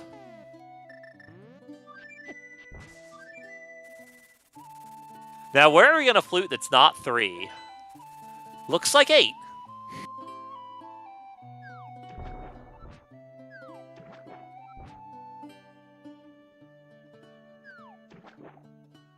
Now, I'm really just kind of lost as to where Trey is going to take this. This is like the 3rd or 4th time he's gone through here. Is this a check of Ice Palace entrance? I swear we saw this already. I know Mystik's been in here. All right, it's the west side of Desert. Okay, so this is going to be a Desert Big Chest. Desert Big Chest, yeah. It's a thing you can do. That's the last GT small key for Mystik, so... That, I think, pieces together the puzzle on how to get his Bombos medallion. Not that that's really that critical to logic this seed, because we already know everything in Ice, and it wasn't that critical. Mystik leaving behind Dig Game, I doubt on purpose. Yep, turning around. Yeah, this is I wouldn't say it's a big deal, but it kind of is a big deal, because it's now... Mystik needs this pair of mitts to turn in the smith to get the purple chest to get his fire rod. It's kind of important. Oh, that's where Graveyard Ledge was. Okay. Now, curious... Oh, because Trey doesn't have the... Oh my goodness. He's going to play me the entire seed because he hasn't gotten these really, really, really, really important things out of Kakariko. And now, at the hour 30 mark, Trey Spyre... checking CAC entrances. Mystik gets his mitts. Trey, don't. No. Oh, one CAC entrance. Time to take the connector. Let's go. I mean, in a positive way, this is going to give Trey that process of elimination. Well, it's not out here when he finds himself in the pod area and can mirror at the top of the pyramid. Just so everyone knows, Trey does not have a face cam on his stream, because I would love to see his face when he sees the boots are free in CAC. Mystik is taking the smith with him.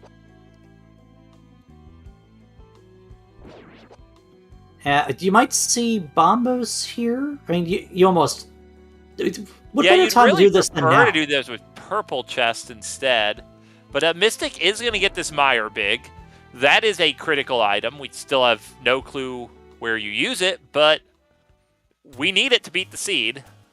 And Mystik has got to be thinking that he's getting close to go mode.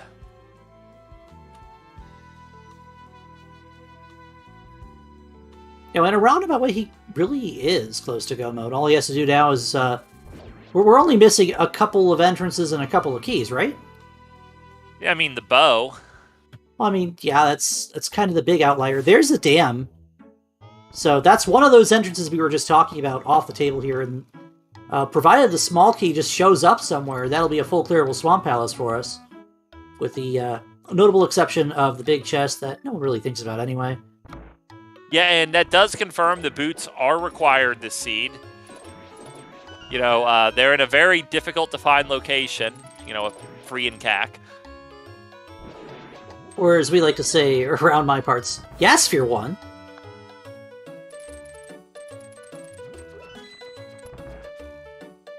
Alright, Mystik is going to walk east with the frog. This is probably because he hasn't done some of these entrances yet. So I don't think there's anything that could really steal our Smith follower away from us here.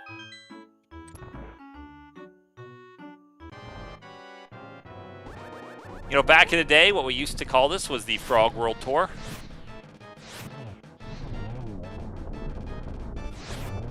I think you might still hear that if you're playing, you know, non-entrance shuffle.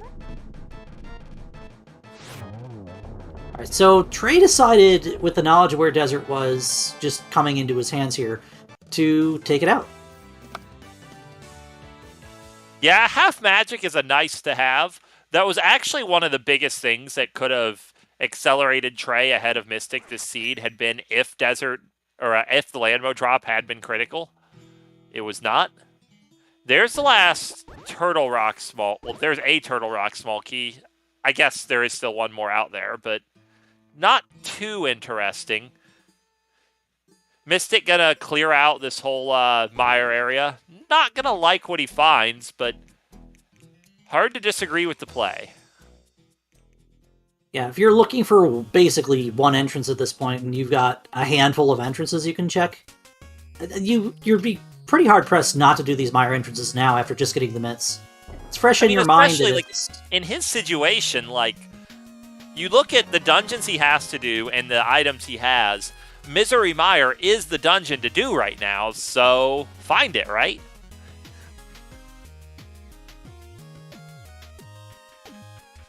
You know, one other dungeon, we know where it is, but we're just kind of blocked out of most of it, is that Palace of Darkness that we have up. With 3 keys in hand. And that's another big key we have to find, too. Yeah, we're also 2 items from clearing that regardless, because you need the big key and you need a bow.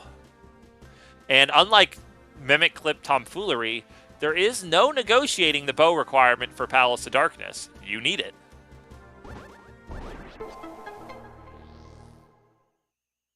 Ooh, we just came out of the mire entrance, so that removes a possibility for mire itself from our list, as Trey Spyre fluting to not 3. He is grabbing the big red bomb and has left a portal in front of the pyramid. So we are going to see what's in the pyramid crack from Trey Spyre before we see Kakariko Village. I mean, this is 200 IQ right here. So when the boots are free in CAC, it's just so annoying. You have your boots, you get used to running, you have to walk with this bomb, but Trey Spyre has situated it so he can return the bomb before finding the free boots.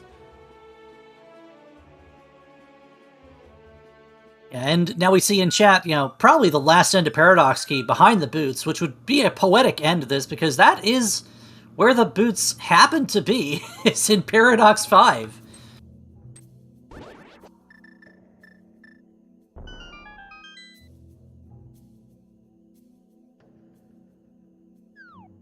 Now let's see if this is an entrance of requirement for us here. This is Misery Mire. 5-6 required. So, Mystik needs to get to that purple chest is what he needs to do. Luckily for him, unless he finds the Swamp Small Key, I feel like he's going to get bottlenecked into that before too long. Yeah, all this really does for Trey is we have an entire dungeon's worth of checks here that we can just take care of. It's a required crystal anyway. But and honestly, I feel it's extraordinarily likely that there is progression in Misery Mire here. These two on the left are a little less exciting because we've only somehow found one Mire key between both players. But the rest of the dungeon, it's looking mighty juicy. I would be surprised if there is 0 value in here. Oh, now here's a play from Mystik. We're going to see a connection out of the front of Turtle Rock, which we know goes to Floating Island. And that kind of comes up to be a little bit interesting here, because I don't think we saw Trey check what the medallion requirement was for the TR entrance. And we don't really have much else that we could possibly need to find. Do we have any item caves out there still? I don't keep track of single item caves. I don't think we have anything better than that. Now, this is Mystik leaving behind, for now at least, the 2 Fire Rod lock checks. That's not too bad to leave behind, because you can always go back for it after beating Trinex, and Fire Rod's all we need to beat Trinex. Swamp Big Key will help lead Mystik back to Swamp Palace once he gets that Fire Rod. Or Skull Big Key, rather, will help lead him back to Skull Woods with the Fire Rod. It's just a question of when he makes his way to Purple Chest. Purple chests can be very easy to put off for a really long time. And in the meantime, I'm not sure if you saw a bow sitting 3-key locked in Mire. Well, Trey Spyre finding what I'm just going to throw out there. I'm pretty sure that's Logical Silvers, but it's welcome for him nonetheless. Yeah, that has to feel really good if you're Trey at this point, because right now, not having a whole lot that you can possibly do, that bow is going to... The worst thing that bow does is convince Trey to climb GT once he finds the big key. And the best thing that does is allow him to single dip Eastern and Pod once we find both big keys. Of course, we know Eastern's big key happens to be an Eastern, along with the hammer. It's not unbelievable that climbing GT is to actually correct the seed, though, so... Excuse me, that's there's 2 bows in Mire. Okay. Okay, yeah, we found one bow in here that is clearly in Logic right now, and then that other bow, I'm guessing that's Logical Silvers, and the other 2 Mire keys could be anywhere. We got a check of Spike Cave on Mystik's side. I didn't see what it was, but I'm going to guess it was nothing good. Yeah, chat's not hooting and hollering, so I don't think we got anything of any consequence here. Mystik not checking the TR medallion, even though if it's Bomba, well, he couldn't go in because he has no magic, but he should have a potion he can use. That's probably still something you'd want to know. Just in case, because, I mean, from Mystik's point of view, we don't know where Mire is yet.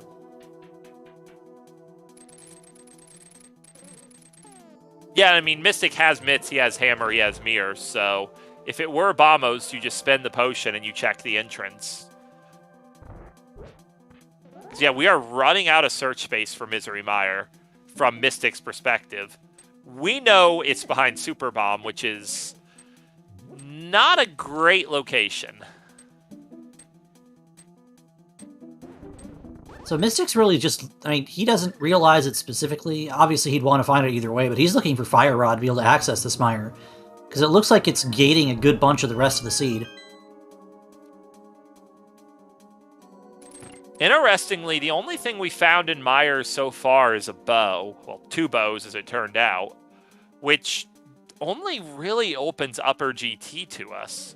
We'll see what Vitreous drops, and of course, that Fire Rod would also open up the right side of GT to check as well. Yeah, kind of curious Trey hasn't really gone back in that direction yet, seeing as it's been something he's had available to him for a good chunk of time here. Mystik going back to pod, gonna check the back of pod. That this will put another pod small key as required to beat the seed for Mystik. And that could end up being pretty significant.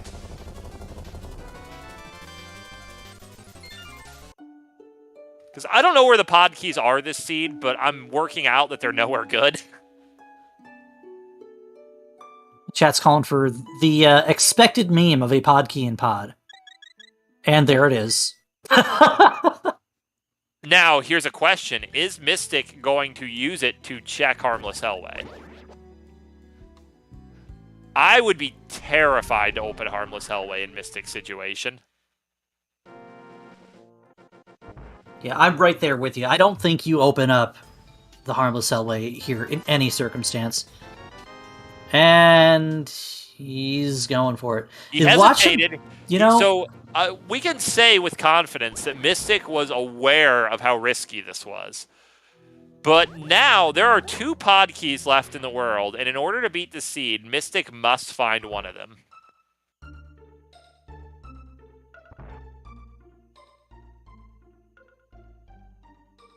And we know one of them is not in Misery Mire. So at this point, you just... I mean, you hope that it's just on the way in Swamp. And you're really just hunting for that Swamp small key. that would be, like, the best case scenario, I think, for Mystik, for sure. Trey's probably... I don't think Trey would even celebrate finding the Swamp Small at this point, because, again, no hammer. But something's got to give here for the seed to just kind of open up a little bit. A little bit more. I mean, we're looking for the pod big key and the Swamp Small key. That's really about it at this point. We know where everything else that could be potentially required. Now, that's interesting. Only because that now kind of rules out the green pendant being anything useful. That was a Skullwood Small at the back of... Oh, wow. That Castle Tower small key is actually a huge relief. That might be the best possible item you can see from Mystik's perspective. And the reason that is because that guarantees that there are no pod small keys in the well.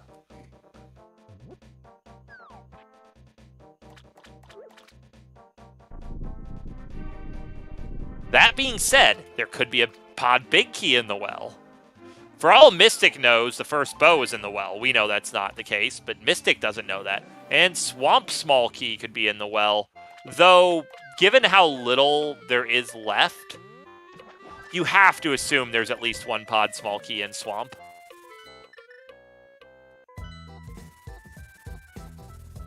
Alright, once again, Trey Spyre taking some steps into Kakariko and deciding that this is not where he wishes to stay. I mean, the boots are a stupid item anyway. Who wants boots? I mean, why would you ever want to play the game fast? Stick it to the man, Trey. Stay out of CAC. I mean, as you said, it is kind of a situation where you just... it would be a choose-to-lose situation here. Oh, we're going to see Hero Basement from Mystik. Oh, no. I don't hate this at all. Like, you're here, it's convenient. We still need a chunk of stuff. Trey Spyre's setting up to blind pull pedestal. Gonna get his Bloomerang. This also sets up for Sahas's item. It's entirely possible this is some convoluted required check.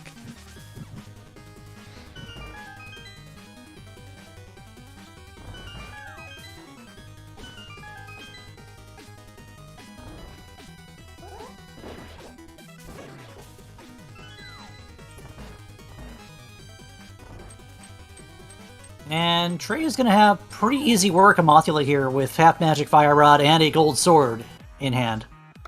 Yeah, unlike in Vanilla, the Gold Sword is not a disadvantage to Mothula.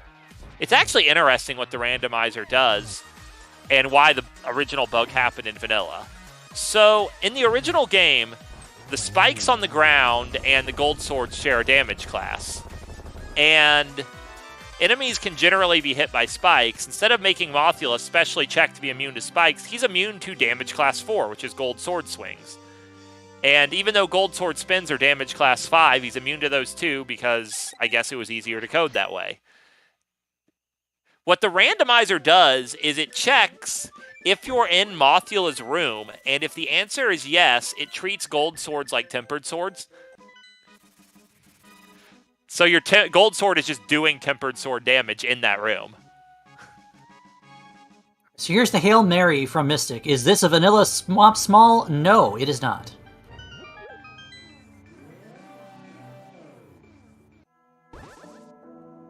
So, still at large.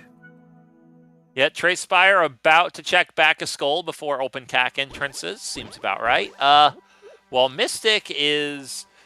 I think Mystik's about to climb GT, or climb Castle Tower and go to the well. Now, this isn't what he needs to do right now, but it's very plausible this is required to beat the seed. So this is a very interesting play.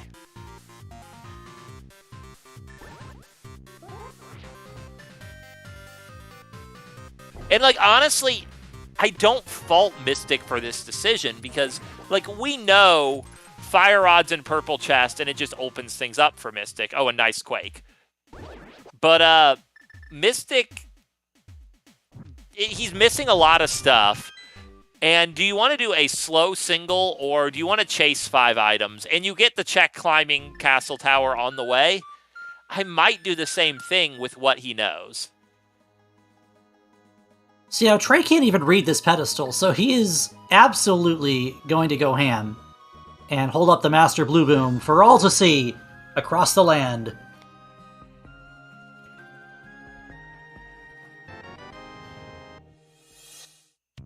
You wield that proudly, my friend.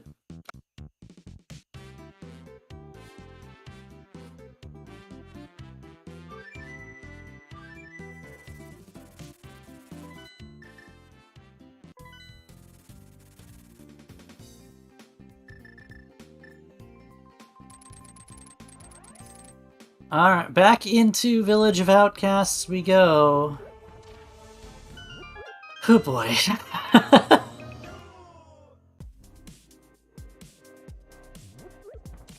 Meanwhile, we do have Mystik making it to the top of Castle Tower.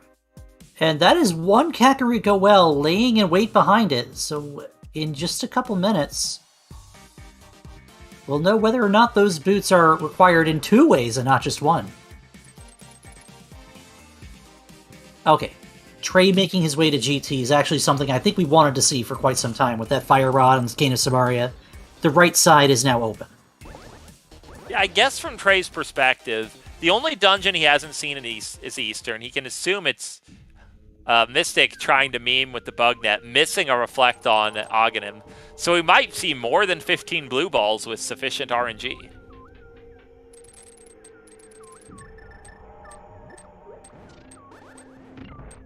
So, again, we know the flippers are on left side GT, something that Trey is going to need. But not having the hammer, that's going to have to lay in wait, so this will be a triple for Trey going through here. He also hasn't found the big key yet.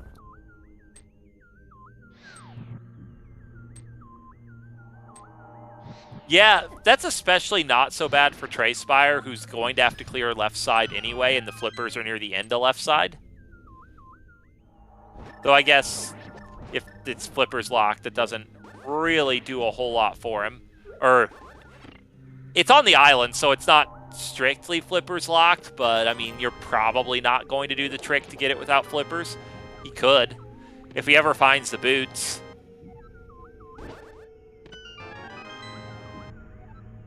There's the last that's turtle a TR small. small.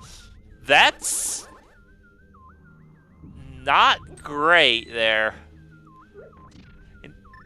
In fact, if I were Trey Spyre, I would find that very annoying.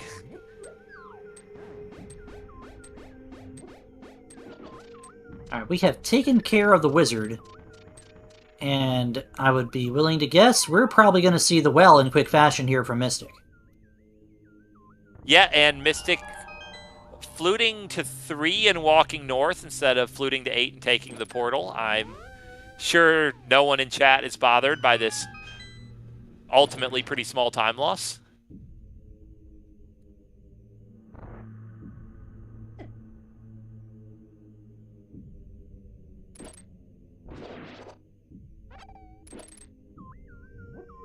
So when the pickings get kind of slim here, we are going to see 5 checks that could make or break the remainder of this run. I honestly feel like even if the well's completely empty, Mystik's situation is not bad at all. Small key to ice is interesting but unhelpful. Big key to swamp is an item in this game. And that's the well. You know, I'm at that point now of considering this could just be a climb GT seed. It's real likely, but at this point, Mystik is being bottlenecked in the purple chest. And that's good for Mystik. That'll be the Fire Rod. The Fire Rod cries out to beat Trinex at a minimum. And that's a crystal you need. Then you think about Super Bomb and... I mean, Mire will get you your bows, and then you climb GT, right? Or, well, in Mystik's case, your play after that would be to beat Armos Knights. Oh, man, imagine if Swamp Small's in that chest in Eastern that Mystik died right in front of, like, 5 minutes into the seed. Oh, that would be such a bad feeling for Mystik. I mean, it'd be hilarious for both of them. Trey Spyre is going to hit the 2-hour mark as he's finally about to get his boots out of Paradox Cave that was free in CAC. Mystik having died right in front of it. Oh, it's just... Now, don't adjust your TV set, so to speak, chat. I think the Sick Kid and Trey and Spyre have traded places, and we are now seeing the Sick Kid go through Kakariko.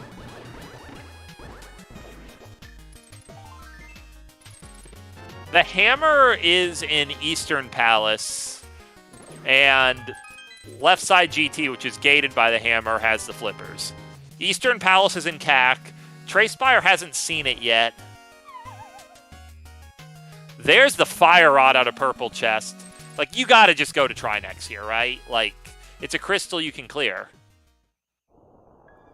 Well, they're ruled out Turtle Rock. Now, if Mystik had looked at it, he might have opened that up. Trey's going to probably just flute back to Kakariko here. You kind of have to. I mean, you kind of have to go to Kakariko is something we've been saying for almost 2 hours at this point. Trey Spyre is demonstrating that it might not be a good idea to avoid Kakariko, but you don't have to go there. And now having the boots, he is going to head over to King's Tomb immediately, first and foremost, and find out that this King's Tomb entrance is not a lot of help. Now, from Trey Spyre's perspective, when you see Eastern, you almost have to go in without the big key, right? Because there's not actually that much left for him to find. I mean, the big thing here is this was a Sphere 1 Eastern to begin with, so it's already on the short end of the fill algorithm, so it had to have something. I mean, that's not necessarily how that works, but at the same time, you're like, just... what other concentration of entrances are you looking for in the world other than Eastern Palace right now? What remains? And I don't know that there's a good answer to that. Yeah, the only thing Trey really needs to know entrance-wise is going to be that Eastern Palace. He is going to go get this big key off of the... Yeah. He is setting up for this fake flipper. Is Trey Spyre going to climb GT before he finishes exploring Eastern? And that bonk, doesn't that mess up your water walk storage? I actually thought that bonk was required to store it. I know you don't have to bonk there. Maybe it's okay to bonk there. Yeah, I think Okay, Trey is showing us that he knows better than we do. Somehow.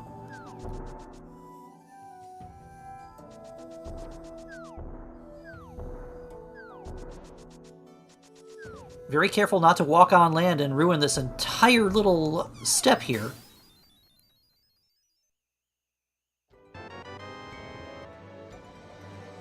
Did Mystik not go back in for the 2 right checks, Firelocked and Turtle Rock? I don't think he did. I mean, we know they're not good, but... I mean, he just orphaned 2 checks.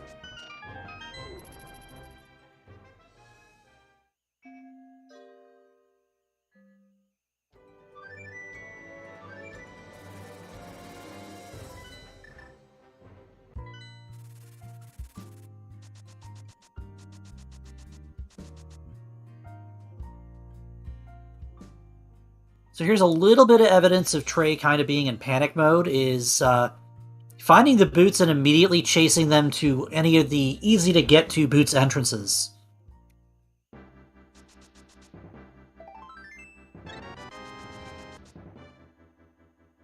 Because from Trey's point of view, you're missing a rather important item for progression in that hammer, which we know is also blocking the flippers, and both are blocking Swamp, although that small key's still missing somewhere. Swamp small key being at the top of GT is certainly the easiest explanation for the seed.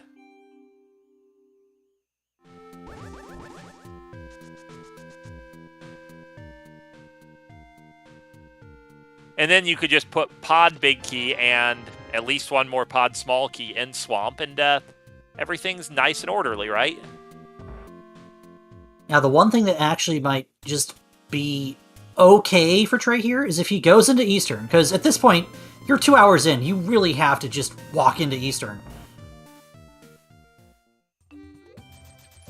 And find yourself a Swamp Small on the Armos Knights, for instance.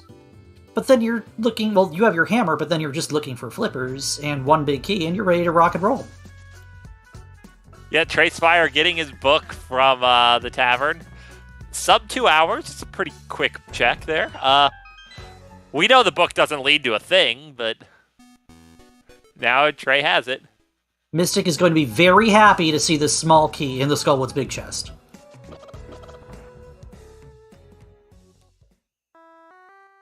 Yeah, that is a great small key for Mystik. And in fact, Mystik now knows that he's done with pod until he has the pod big key. So he's just secure on that front. Trey Spyre found Eastern. He doesn't know this. He will clear Eastern on this trip unless he leaves with the hammer, but... It's a crystal, and at this point you're looking for too many things to leave, I would have to say. I mean, it's in the place that would tempt you to leave, but I don't know what you're... I mean, I guess you could leave and go straight to GT. It's a weird spot.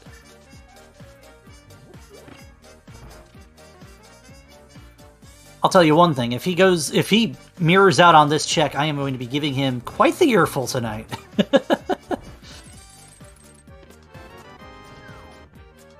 Yeah, that's what he's I not thought. mirroring out, but I'll say if he mirrored out here, it wouldn't even be in the top 30 of his routing decisions. I disagree with this seed.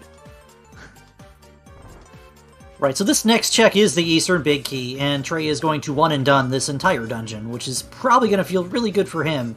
But what's going to feel even better for Mystik is finding Mire behind this bomb.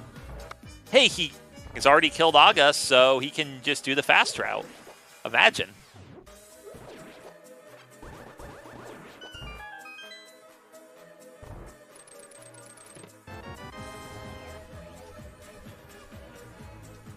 I actually think even if there's a required item in here, it doesn't necessarily hurt Mystik too badly because, like, clearing Eastern is Mystik's next play no matter what.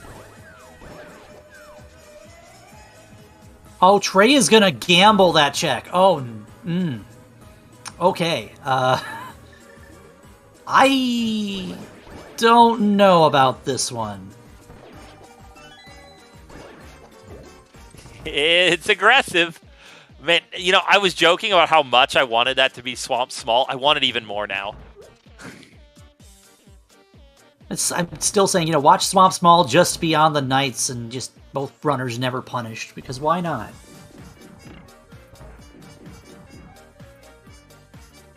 But knowing our luck, it's probably just going to be at the top of GT, as we discussed. What if it's at the top of GT, but the pod big key is there, and they just full clear the world looking for pod big key? Well, then at that point, you have to hope after 2 hours and change of running through a seed where you're just racking your brain. Oh my goodness, it's a pod 6 on the Armos Knights. Okay.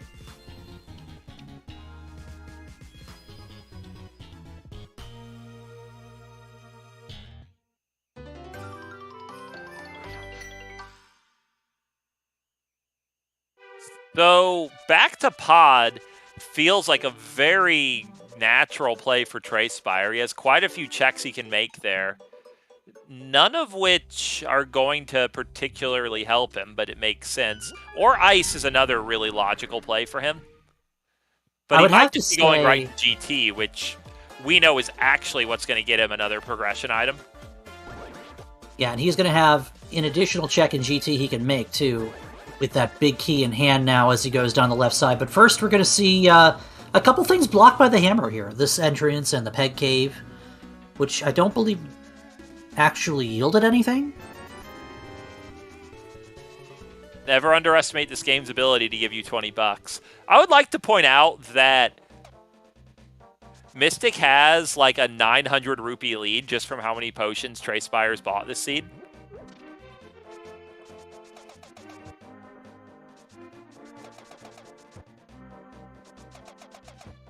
Like, the rupees mean nothing, but it's just funny to see the divergence is that big, and I don't think it's from one of them finding a bunch more rupees.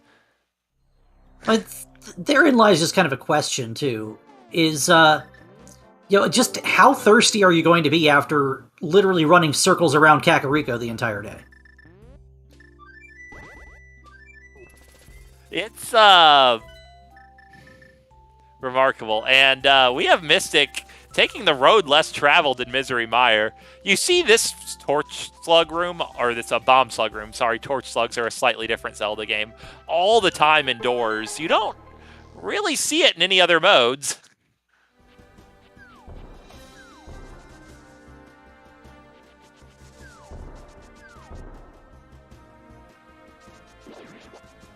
So luckily for Trey, he is going to find the dam here, or at this Darkling Spunk Rocks. I wonder what feelings Mystik has about finding both bows here in Mire. Probably words that we would not be willing to repeat on air.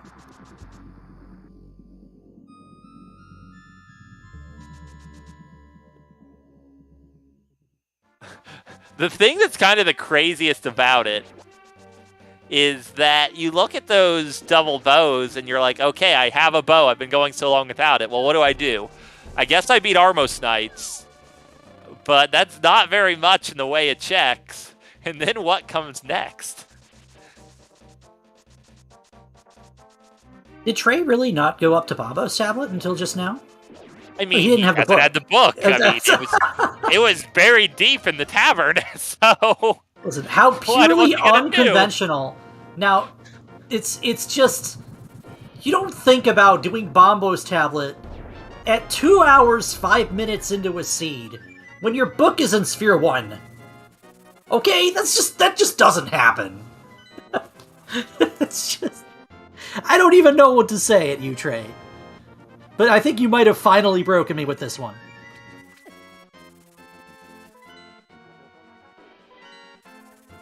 And then now back up the mountain. Now where? Is this Ice Palace? Is he going to hook over for Ice Palace? No. I mean, Trey has a couple of pretty obvious plays here. Back into Pod, back into Ice, GT. Those are the three places that make sense for Trey to go right now. Now, as Trey has spent the whole seed demonstrating, he doesn't always go places that make sense, but I feel like he's probably heading toward at least one of those. I think this is going to be up to Pod, since that's at Hera right after Ether Tablet, and from there, he's going to find Castle Tower 2, and he knows he's one key away, so that well is going to tempt him as well.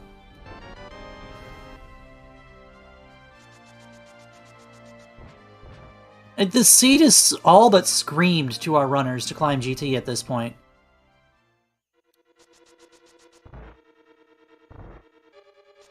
I mean, that legitimately might... Well, the thing is, as well, from Mystik's perspective, after he clears Eastern, which it's just a free play to clear Eastern, there's no reason he wouldn't. Like, going back to GT, from Mystik's perspective, he still has right side, big chest, top of GT. GT is just, it's the place to be for Mystik. And from our perspective, it's pretty plausible that's going to pay off. All right, so Mystik back into Eastern Palace here. Now, so I feel like Mystik's almost certainly going to check the chest he died checking much earlier in the game. I say this because Mystik's routing has largely made sense this entire run, so I expect it to continue to do so. The one thing that, I mean, it's traumatizing to die, right? Are you going to remember that check's back there? And at this point, I have to feel like you absolutely do. Like, this isn't going to be a conscious choice to just call it no. You're going straight for it. And if this is anything at all, then one, the death early on in the seed really just looms large here. And two, for Trey, that's going to be something that'll take quite literally eons to get back to. I mean, there's honestly... See, this is just the most agonizing thing for Mystik, because it literally at this point doesn't matter whether this is something or not, it feels bad. It's a piece of heart, which Mystik might feel slight relief, believing he lost for sure if that was anything good, but you still feel bad because you spent the time to make that check twice and got a piece of heart.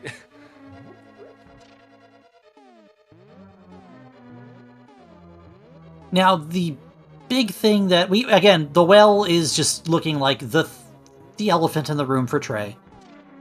But being that it's behind 6 pod smalls... He has 6 pod smalls, I would point out. I would feel tempted. And then I would feel slighted by the seed when it gives me literally nothing. It does have a swamp big key, which, I mean, for all we know, that's where the pod big key is. That's true. But yeah, I feel like from Trey's perspective, I don't want to say what Trey has to do because he spent the whole seed disagreeing with me about what he has to do. But what is the most sensible to do is to go to Ice Palace first.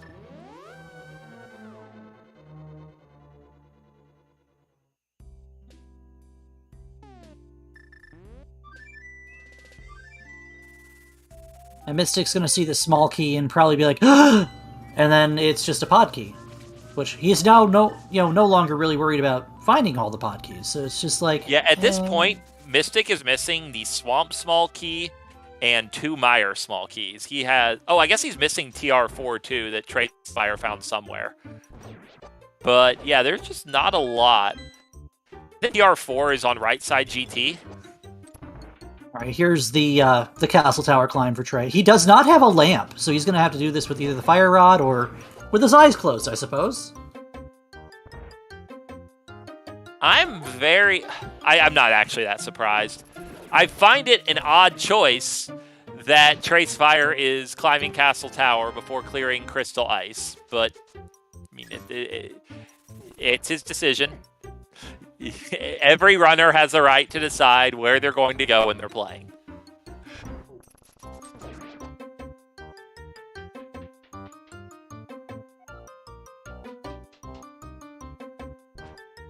And this will be Mystik making his way over to Gannon's tower for probably right side down, because we have all the keys.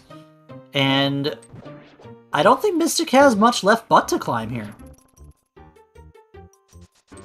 Yeah, I mean, unless he spikes a big item out of the big chest here, he's going to climb, I think. And the only item I think I would leave on here is the pod big. Not the pod big, the swamp small. Looking for the pod big. And he would only come back here if the pod big is not just in swamp.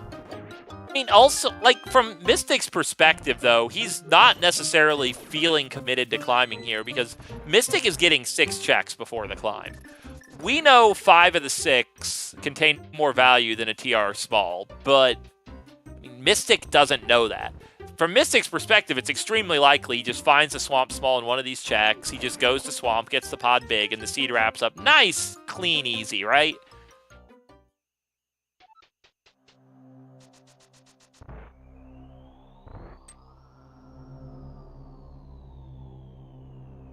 But yeah, if you find the Swamp Small in the GT big chest here, I think you almost certainly leave.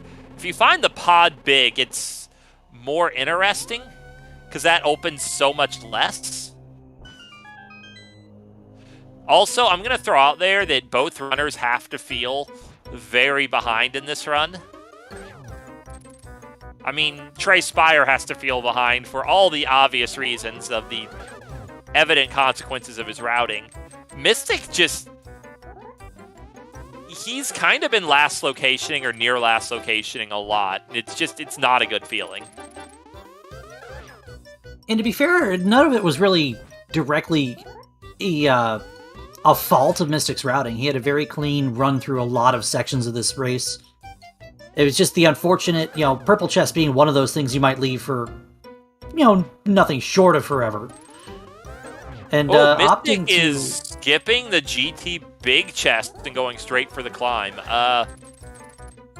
That is bold. I gonna be honest, I don't like it. It's a decision. Now, mathematically, it is the case that most of the remaining value here is up top, and you go through a lot of dead rooms for GT big chest, but as a ratio of dead rooms you're doing, is it really that bad when you're already that far down right side? Yeah, this one strikes me as a little bit odd. You would willingly ditch one check in a GT that's... You're halfway to the big chest anyway. And what if this climb yields absolutely nothing? You got Magic Bat behind Agate 2, and then what? You're coming back here to go get it anyway. I think your next play from Mystik's perspective, if this climb yields nothing, is Green Pendant Moth. Do you think you commit to not going back to Big Chest yet? I mean, after you beat Agate 2, you're warping to the pyramid. So, yeah, you're hard committing to not doing Big Chest here. There's no other way. If he was going to do Big Chest, his time has passed. Well, look at what Trey's done, is he's set up to enter GT after checking the well.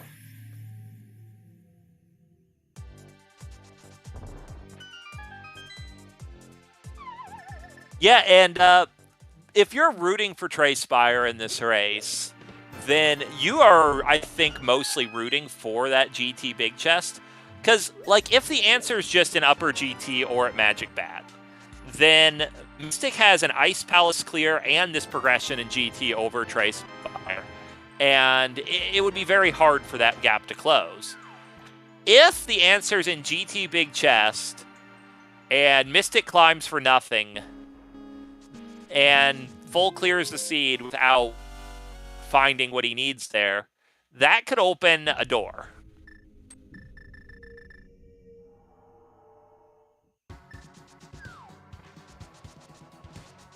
Yeah, and largely right now it's going to hinge on whatever these 5 checks are up here. The 4 that are in GT and the one that's behind the Gannon boss fight.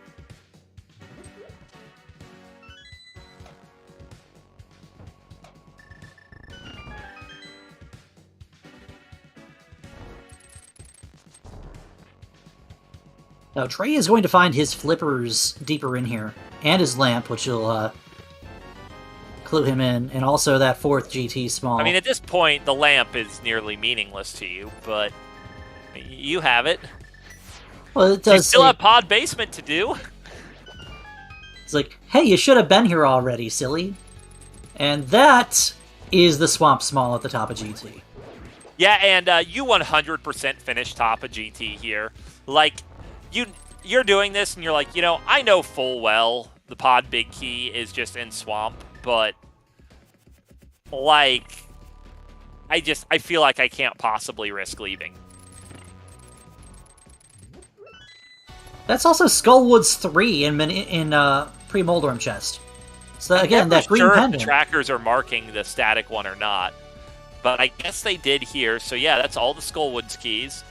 We're still missing 2 Mire small keys that have to exist. That's about all we can say about them. We also don't have the Hyrule Castle key at this point. Yeah, I don't think that leads to anything of interest, but it is a key that exists that we don't have.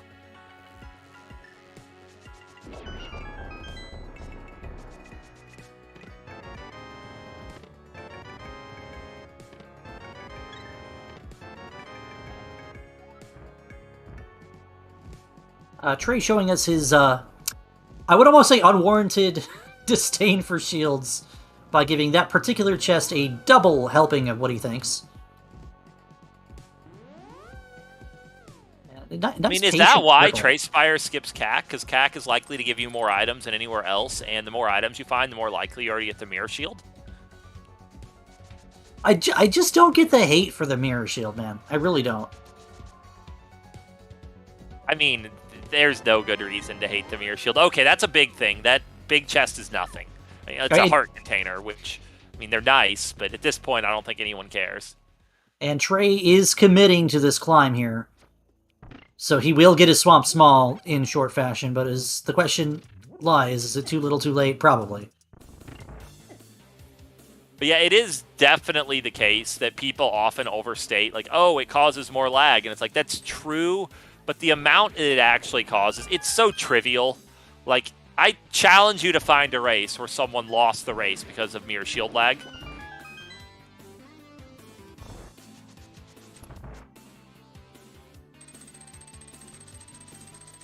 The more valid reason I've heard for someone to be upset about a shield is it blocks my beautiful sprite. I mean, that's an even more trite reason, honestly.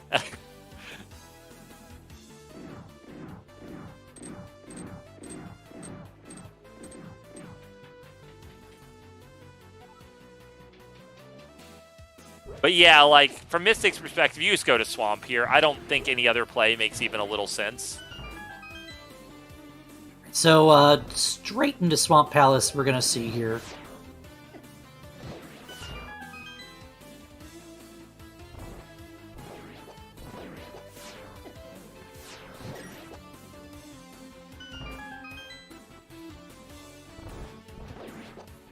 We were having a long technical discussion. I was under the impression the Mirror Shield being a bigger sprite was very slightly more for the game to load, so in some circumstances it added a single frame of lag, but they weren't very common. Chat disagrees. I honestly don't know. I know it's small enough that whether it does or doesn't, I know it doesn't matter, so... Hatred of the Mirror Shield is not actually that grounded in any case. Hey, pretty sure what I've been told is because the very fact that the game has to draw a shield at all... draw a shield at all adds lag. That's very clear. But again, it's very little because, like, the difference between having a shield and not having a shield, let me put it this way. There used to be a vanilla speedrunning strategy where you would have a picket eat your shield to reduce lag. But they discovered the time to get a picket to eat your shield. Note, you literally walk through a screen with a picket on it, and you are about 2 character links away from it. The time to get it eaten is actually more time than the lag you lose throughout more than half the game. So, that's how trivial this lag we're talking about is.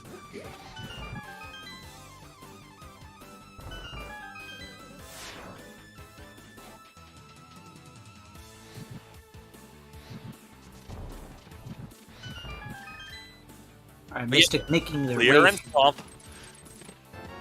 I mean, really the only remaining intrigue in this seed is the pod big key here. I guess there's also, does Mystik skip left side? It feels really likely Mystik does the back first and then goes back in if he doesn't have the pod big. That's what I think most players would do in this situation. I mean, what would be the single worst place for the pod big to be if it's not here? Green Pendant? Because I think that's really all we have. Has Trey Spyre really not checked Green Pendant? He killed Moth a long time ago. No, and Saha's easy to get to because he's just on the mountain. And no, Trey has not been back to the mountain. But of course, it's probably just going to be here anyway. There's the other Mire Small, so now we have logical silvers. Now we have literally every small key in the game. Oh, other than sewers. We still don't have the sewers key, but we have all the other small keys. Oh, and there it is. There it is. Okay. So we know we're not finding any more small keys for the rest of the seed.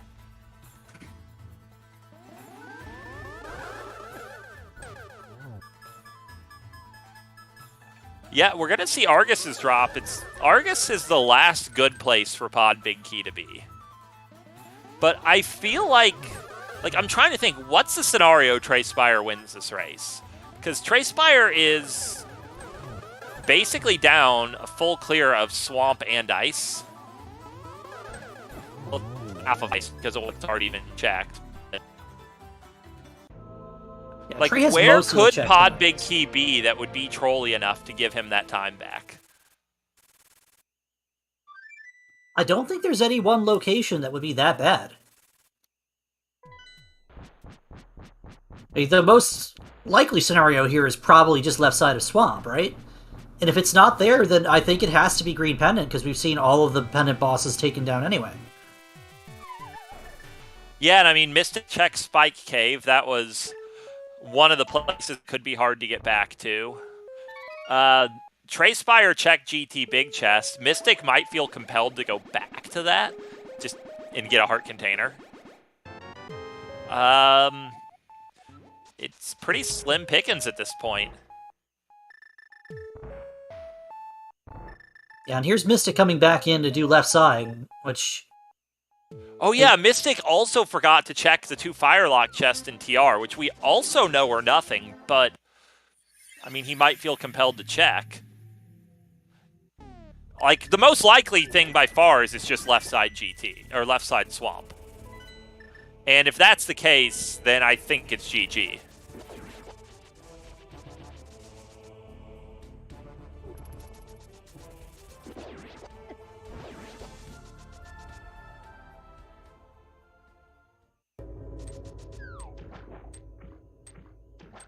Yeah, for all of the back and forth and hemming and hawing we've seen for the routing each runner has taken on this seed, we're seeing a pretty fully comprised Tour de Hyrule.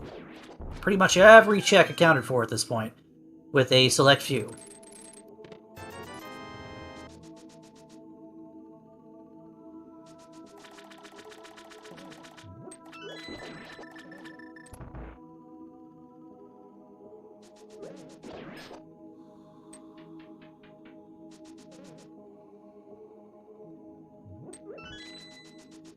Oh yeah, we can't...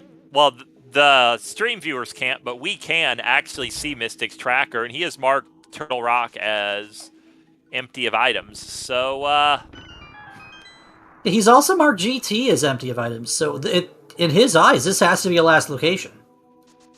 It's definitely something for us to bring up in the post-race interview of, you know, it wasn't required anyway, but do you know you skipped 3 checks?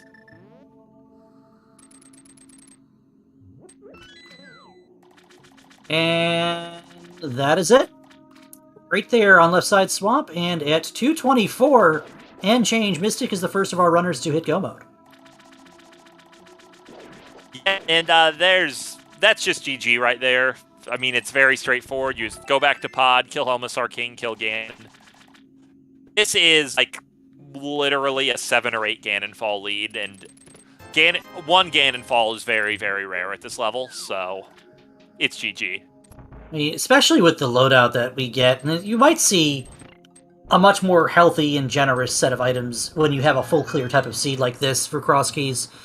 We're sitting with 18 hearts, red mail, gold sword, silver arrows, a full host of potions, the cape, and in Trey's case we have half magic. Mystik is never going to see it as it was just hiding away on Lamulus, but this is like your first time playing through A Link to the Past, and you found all the items in the game sort of finished. I feel like most players have less than this on their first clear of A Link to the Past just because they don't find it all. Well, it depends on just how diligent you are in exploring and finding all of the secrets. When you're a kid, you're just looking for all the secrets and everything, right? Yeah, I mean, I don't think I found 18 hearts on my first playthrough, but... I mean, I was also like... I don't know, 5. I wasn't that old. To respond to chat, when you do left side swamp first, one item from go, and you're seeing that as a spectator, then it's just like, okay, what has happened here? Well, in this case, Trey has this, or Ice Palace for his pod bag. That's really it. Oh, we get a comment about using walkthroughs on your first playthrough. Oh, you kids. We had a Super Nintendo in my house way before we had the internet. So I don't know what this walkthrough option is for A Link to the Past. You say you had Nintendo Power, and all I had was just, pushing at blocks and bombing everything that looked like it'd be open. And, who needs a strategy guide or Nintendo Power when you could just be a curious kid? I mean, there was that little black booklet that came with the game that had basically all the spoilers to all the game's weirdest puzzles in it. I don't know if anyone else remembers that, but it's actually pretty remarkable that Nintendo included that. I don't think I've ever seen something like that ship with a game otherwise. By the way, if we didn't mention it, Trey's in Go now too, and he has a lot of cleanup to do. Yeah, he's in Go mode. He's basically 2 dungeons behind, because he has to finish Swamp while Mystik is finishing Pod. Mystik should finish Pod a little faster. And then he has to beat Ice. Then he has to go back for Pod. And that's just, it's too much time. But he is going to finish, I don't know, within about 5 minutes of Mystik, probably. Like, by no means a blowout, but really a product of just how stubborn can you be to just not go into Kakariko when you're not finding anything elsewhere?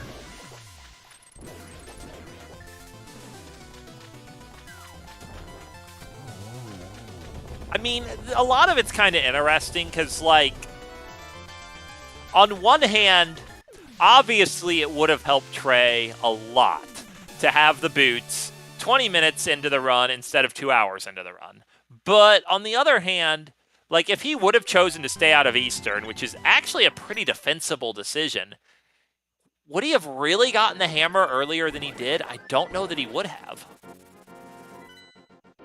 See, one remark in chat, that's really the really remarkable part of this race between these two, is that for all of the wildly...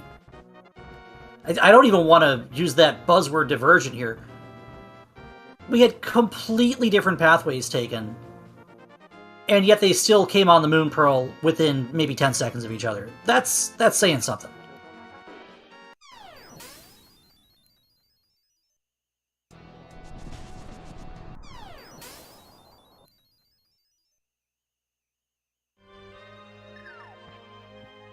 Already working our way through Phase 3, Mystik has but 1 slash remaining, and then gets to throw a few silver arrows into the heart of the pig here, and we'll see just how nice Gannon wants to be in pertaining to that.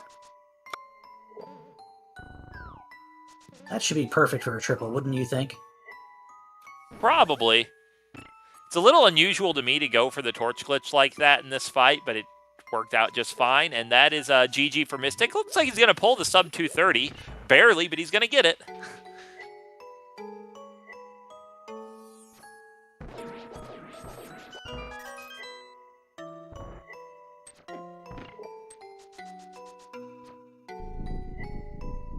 And that is a first place for Mystik with an official time of 2:29:30. And we're going to see if he's going to join us for an interview shortly. And judging by the fact that Trey has stopped his timer, I believe that means... I think we've seen enough of the clowning that we could see from Trey tonight. You sure did. We're joined by Trey. GG's Trey. I have to say, I have never seen another player route quite like you did. I'm unique a little bit, but yeah.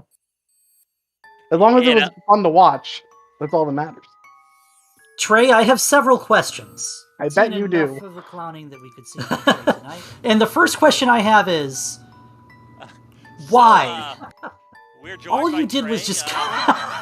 just runs circles every time you go up or through Kakariko. It's like, oh, finally, he's gonna get his boots, or he's gonna get his hammer in Eastern, or he's gonna get... Nope. Just right on through.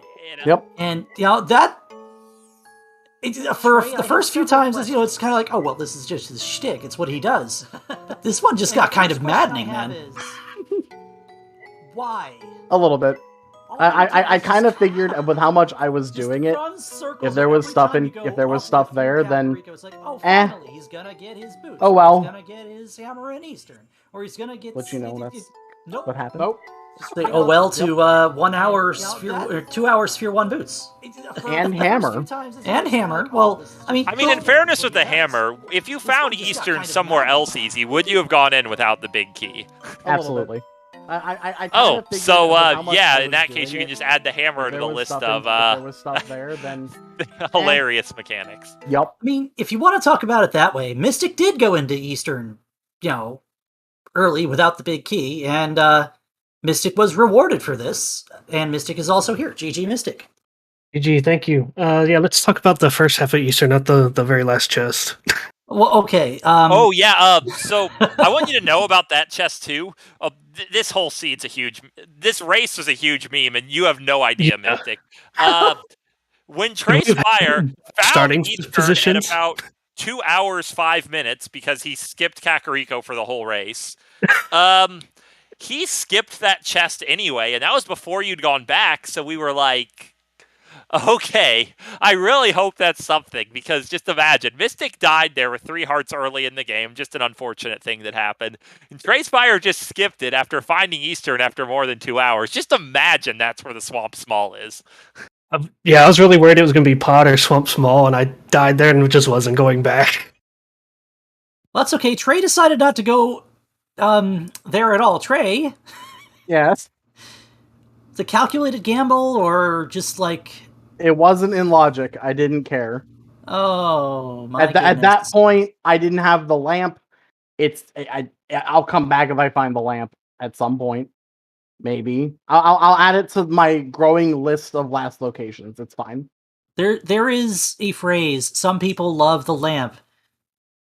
Indeed. AA, would you like to repeat what you said earlier?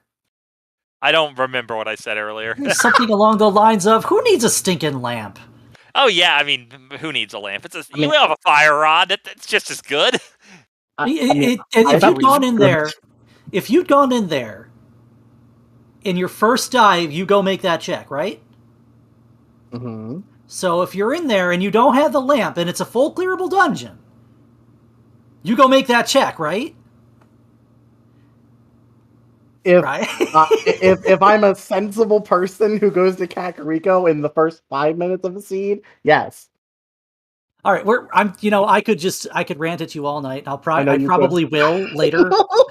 There's other interesting things about this to bring up. Like, here's a big decision Mystik made that ended up not being punished, but it was definitely a point of tension. How did you feel when you spent your 4th Paul Small key to check the Harmless Hellway? I mean, I was just looking for something at that point. Just trying to stick to logic at that point, because, I didn't need a sinking lamp, but I'd already gotten the lamp, so... Yeah, I mean, because I was just looking at that thinking, we don't know where those other 2 pod small keys are. This could be a point of tension. Then we learned none of them were in the well when you found the castle tower key in the dark maze, but it was like, yeah, that could be a point of drama. Turned out you basically full cleared anyway, so you found every... Yeah. You actually found every small key in the game. I did. The Hyrule Castle small? There was one in Pod, and I don't even remember where the first one was. It's been 5 hours. The sewer small key, was it... Oh, the Hyrule Castle small was also in... Well, I think, maybe. No, the Hyrule Castle Small was the key that you walked past in Waterfall Room of Swamp when you called Go Mode on left side, Trey. Oh, well, actually, the 3rd Mire Small and the Hyrule Castle Small, the only 2 small keys we didn't know in the game, are on the way to Argus. Well, good, they can stay there. Yeah, I agree. I mean... But Trey, I have to ask, didn't you love our 3 starting positions? Oh my god! Here, just stay in the middle of the map. You don't have to go anywhere else. It's fine. I mean, you get a give flute, the seed so... some credit. It's an early flute seed. Early-ish boots. It actually made up for it. Like I won last week. The Sank spot was the exact same, and Mountain was like a dead end. It was completely useless as well. Oh, I mean, give the seed some credit about the boots. They were in a very difficult to find location, free in CAC. Exactly. Now we're going to talk all about all this routing kerfuffle and using keys and Trey. What happened in Chain Chomps, man? I'm so mad. Oh, I was trying to quick swap to mirror back out, and then I got hit by a chain jump. It launched me into the door. I used my last key. Oh, I was mad. Oh, that sucks. Oh, That also ended up not mattering nearly as much as it seemed like it might, because you were able to find Laser Bridge, and that was... Yeah, that just kind kind of of problem. removed the tension from that. Yeah, that just solved the... well, I knew I had the Pokey Key that I could still go get from before Lava Chest, because I didn't feel like killing that Pokey with only a Fighter Sword. Oh, there were so many other good moments this run, too. Like, Mystik, what are your thoughts on Thieves Town Big Chest?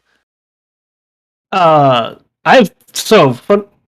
is one that I will always almost immediately go check now because I got burned by it so many times in other Crosskeys races. Yeah, because just like Trey Spyre was avoiding Kakariko, Mystik avoided the eastern area for a very long time. Not to the 2-hour extent, but to a rather significant extent. Then after finding the Thieves' small key, he went right back to Thieves, which he'd already beaten, and went straight to the big chest. I remember a qualifier, I think it was 2 or 3 years ago, where, and this distinctly sticks with me.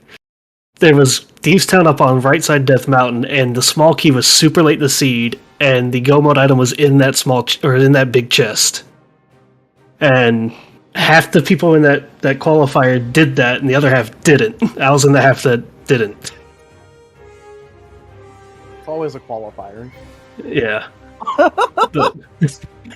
All right, so I was at the Pearl location, to be honest. Hookshot Cave to Dark World to Turtle Rock to the other Turtle Rock exit. I took that connector so many times. Without any context, what would you two say if I told you that you both got the Moon Pearl within 10 seconds of each other? That's incredible. That is incredible. Actually. I felt like I doing found the it so same late. thing at the same time. And now, mind you, Trey doesn't have the boots, the hammer, the book, and he's got the sword at a hype cave in Eastern, and like a host of blue items, and that's about it. So, from our viewership perspective, I don't know if you guys even realize how much drama that book caused when it led to nothing. Yep. I hope you enjoy your prize blue boomerang, Trey. I'm very, very proud to have this blindfold blue boomerang. Well, at least one of us got it. I left it. Yeah, but I checked it and left it. Where did we leave the cape?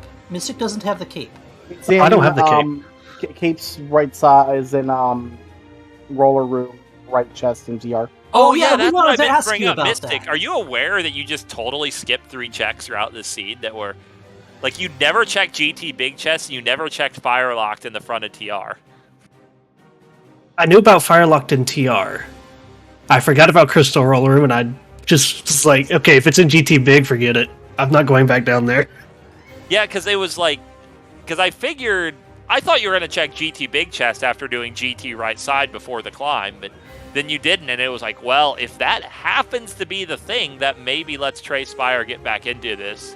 But then, of course, it was just, upper GT into Swamp, which was always the most likely, but, it was a point of intrigue. I was really hoping there was something useful in the well after all that time. And it's like, hopefully the pod bag's just in the big chest, and nope, here's $20. Enjoy. We were all there was a point when after I killed Mordor 2 and opened that chest, I was like, do I just go on? Like, it's only bat. Do I just go on at this point? I mean, I feel like in a situation like that, if the game's given you the magic powder And, you've made all of this time and effort to get to the top of GT. I think it's almost just like you'd have to drop your controller in the right bounce for it to quick swap you to mirror and land on the Y button for you to not go check the magic bat at that point. Because to have to last locate it and then climb GT again, that would feel absolutely terrible. Yeah, that was my main thought. There was so many times, too, after I had to leave, I was like, I'm just going to kill Moth and turn in the pendant. I'm just going to go kill Moth and turn in the pendant, and I'm glad I put it in.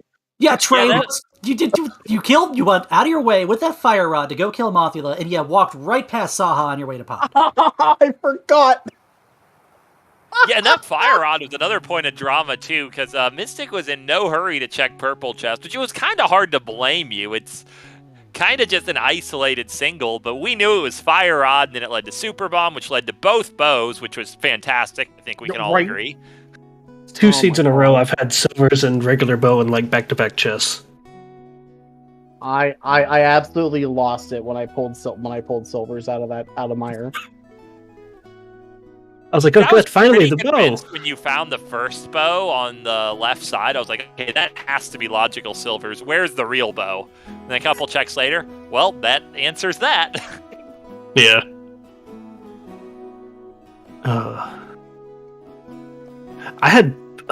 I'm shocked. As bad as some of the stuff in this seed was, or how weird some of the locations were, and I had more checks in this seed and 30 minutes shaved off of last week. Sometimes it happens. I know. I love Crosskeys. Can't say I love it, but I'm here. It's definitely Crosskeys is definitely one of my favorite modes for sure. I blame Dazed. But now don't be pointing fingers now. If you didn't enjoy it, you wouldn't be here. Exactly. I blame Dazed. That's just so he has to hear that at some point. I mean, Dazed is getting called out live on ZSR2 here, so Speaking of being live on ZSR2, we should probably transition to not being live in ZSR2. Any last things to add to either of our runners? No. Days, just because I have the better record right now doesn't mean I'm running Crosskeys in League, thanks. This was fun. This is I've been having some of my most fun playing Rando very recently. So yeah. This that was been great. Thanks for calming, guys. Definitely. You guys are great, and for tracking and all the fun stuff that goes on with putting this on. Thank you guys so much. Yeah, it was a blast, and Trey, good game again, man. Yeah, thank you and Mystik for getting on a good show for us all. Definitely giving us something to talk about for 2.5 hours. And a whole bunch of snide little, well, if you had just checked Kakariko, you would have already had this jokes for a good... That's normal. That's normal for me. It's fine. Well, alright. So, once again, Trey, Spyre, Mystik, GG's to our runners. Mystik coming out on top tonight. Make sure you follow these two. Especially follow Trey if you want to see a little bit less Kakariko in your life. It's a bad reason, but okay. A little less Kakariko, a little more action. No? Nobody? Alright. So thank you to our comms, to Zar and AA, to our other tracker, Top File, and to you both for putting on a great show. We're going to kick things over to ZSR1, where they've got a NMG Link to the Past race going on between Spleeby and Trinex. That's about half hour in or so. They're just getting through Aghanim, so they're heading to Pod. Right, that's how that works? It's been so long since I've played the vanilla game. I think it's Pod. And then tomorrow, there is a lot of stuff going on. We've got a bunch of NMG races. There's 4 of them on the schedule. 3 of them on the schedule, excuse me. MMR has a qualifier race. Wind Waker has a qualifier race for their tournaments. And there's another Crosskeys round tomorrow, too. GFE versus... Oh, Zaryuvan. There we go. Your match is being restreamed tomorrow night.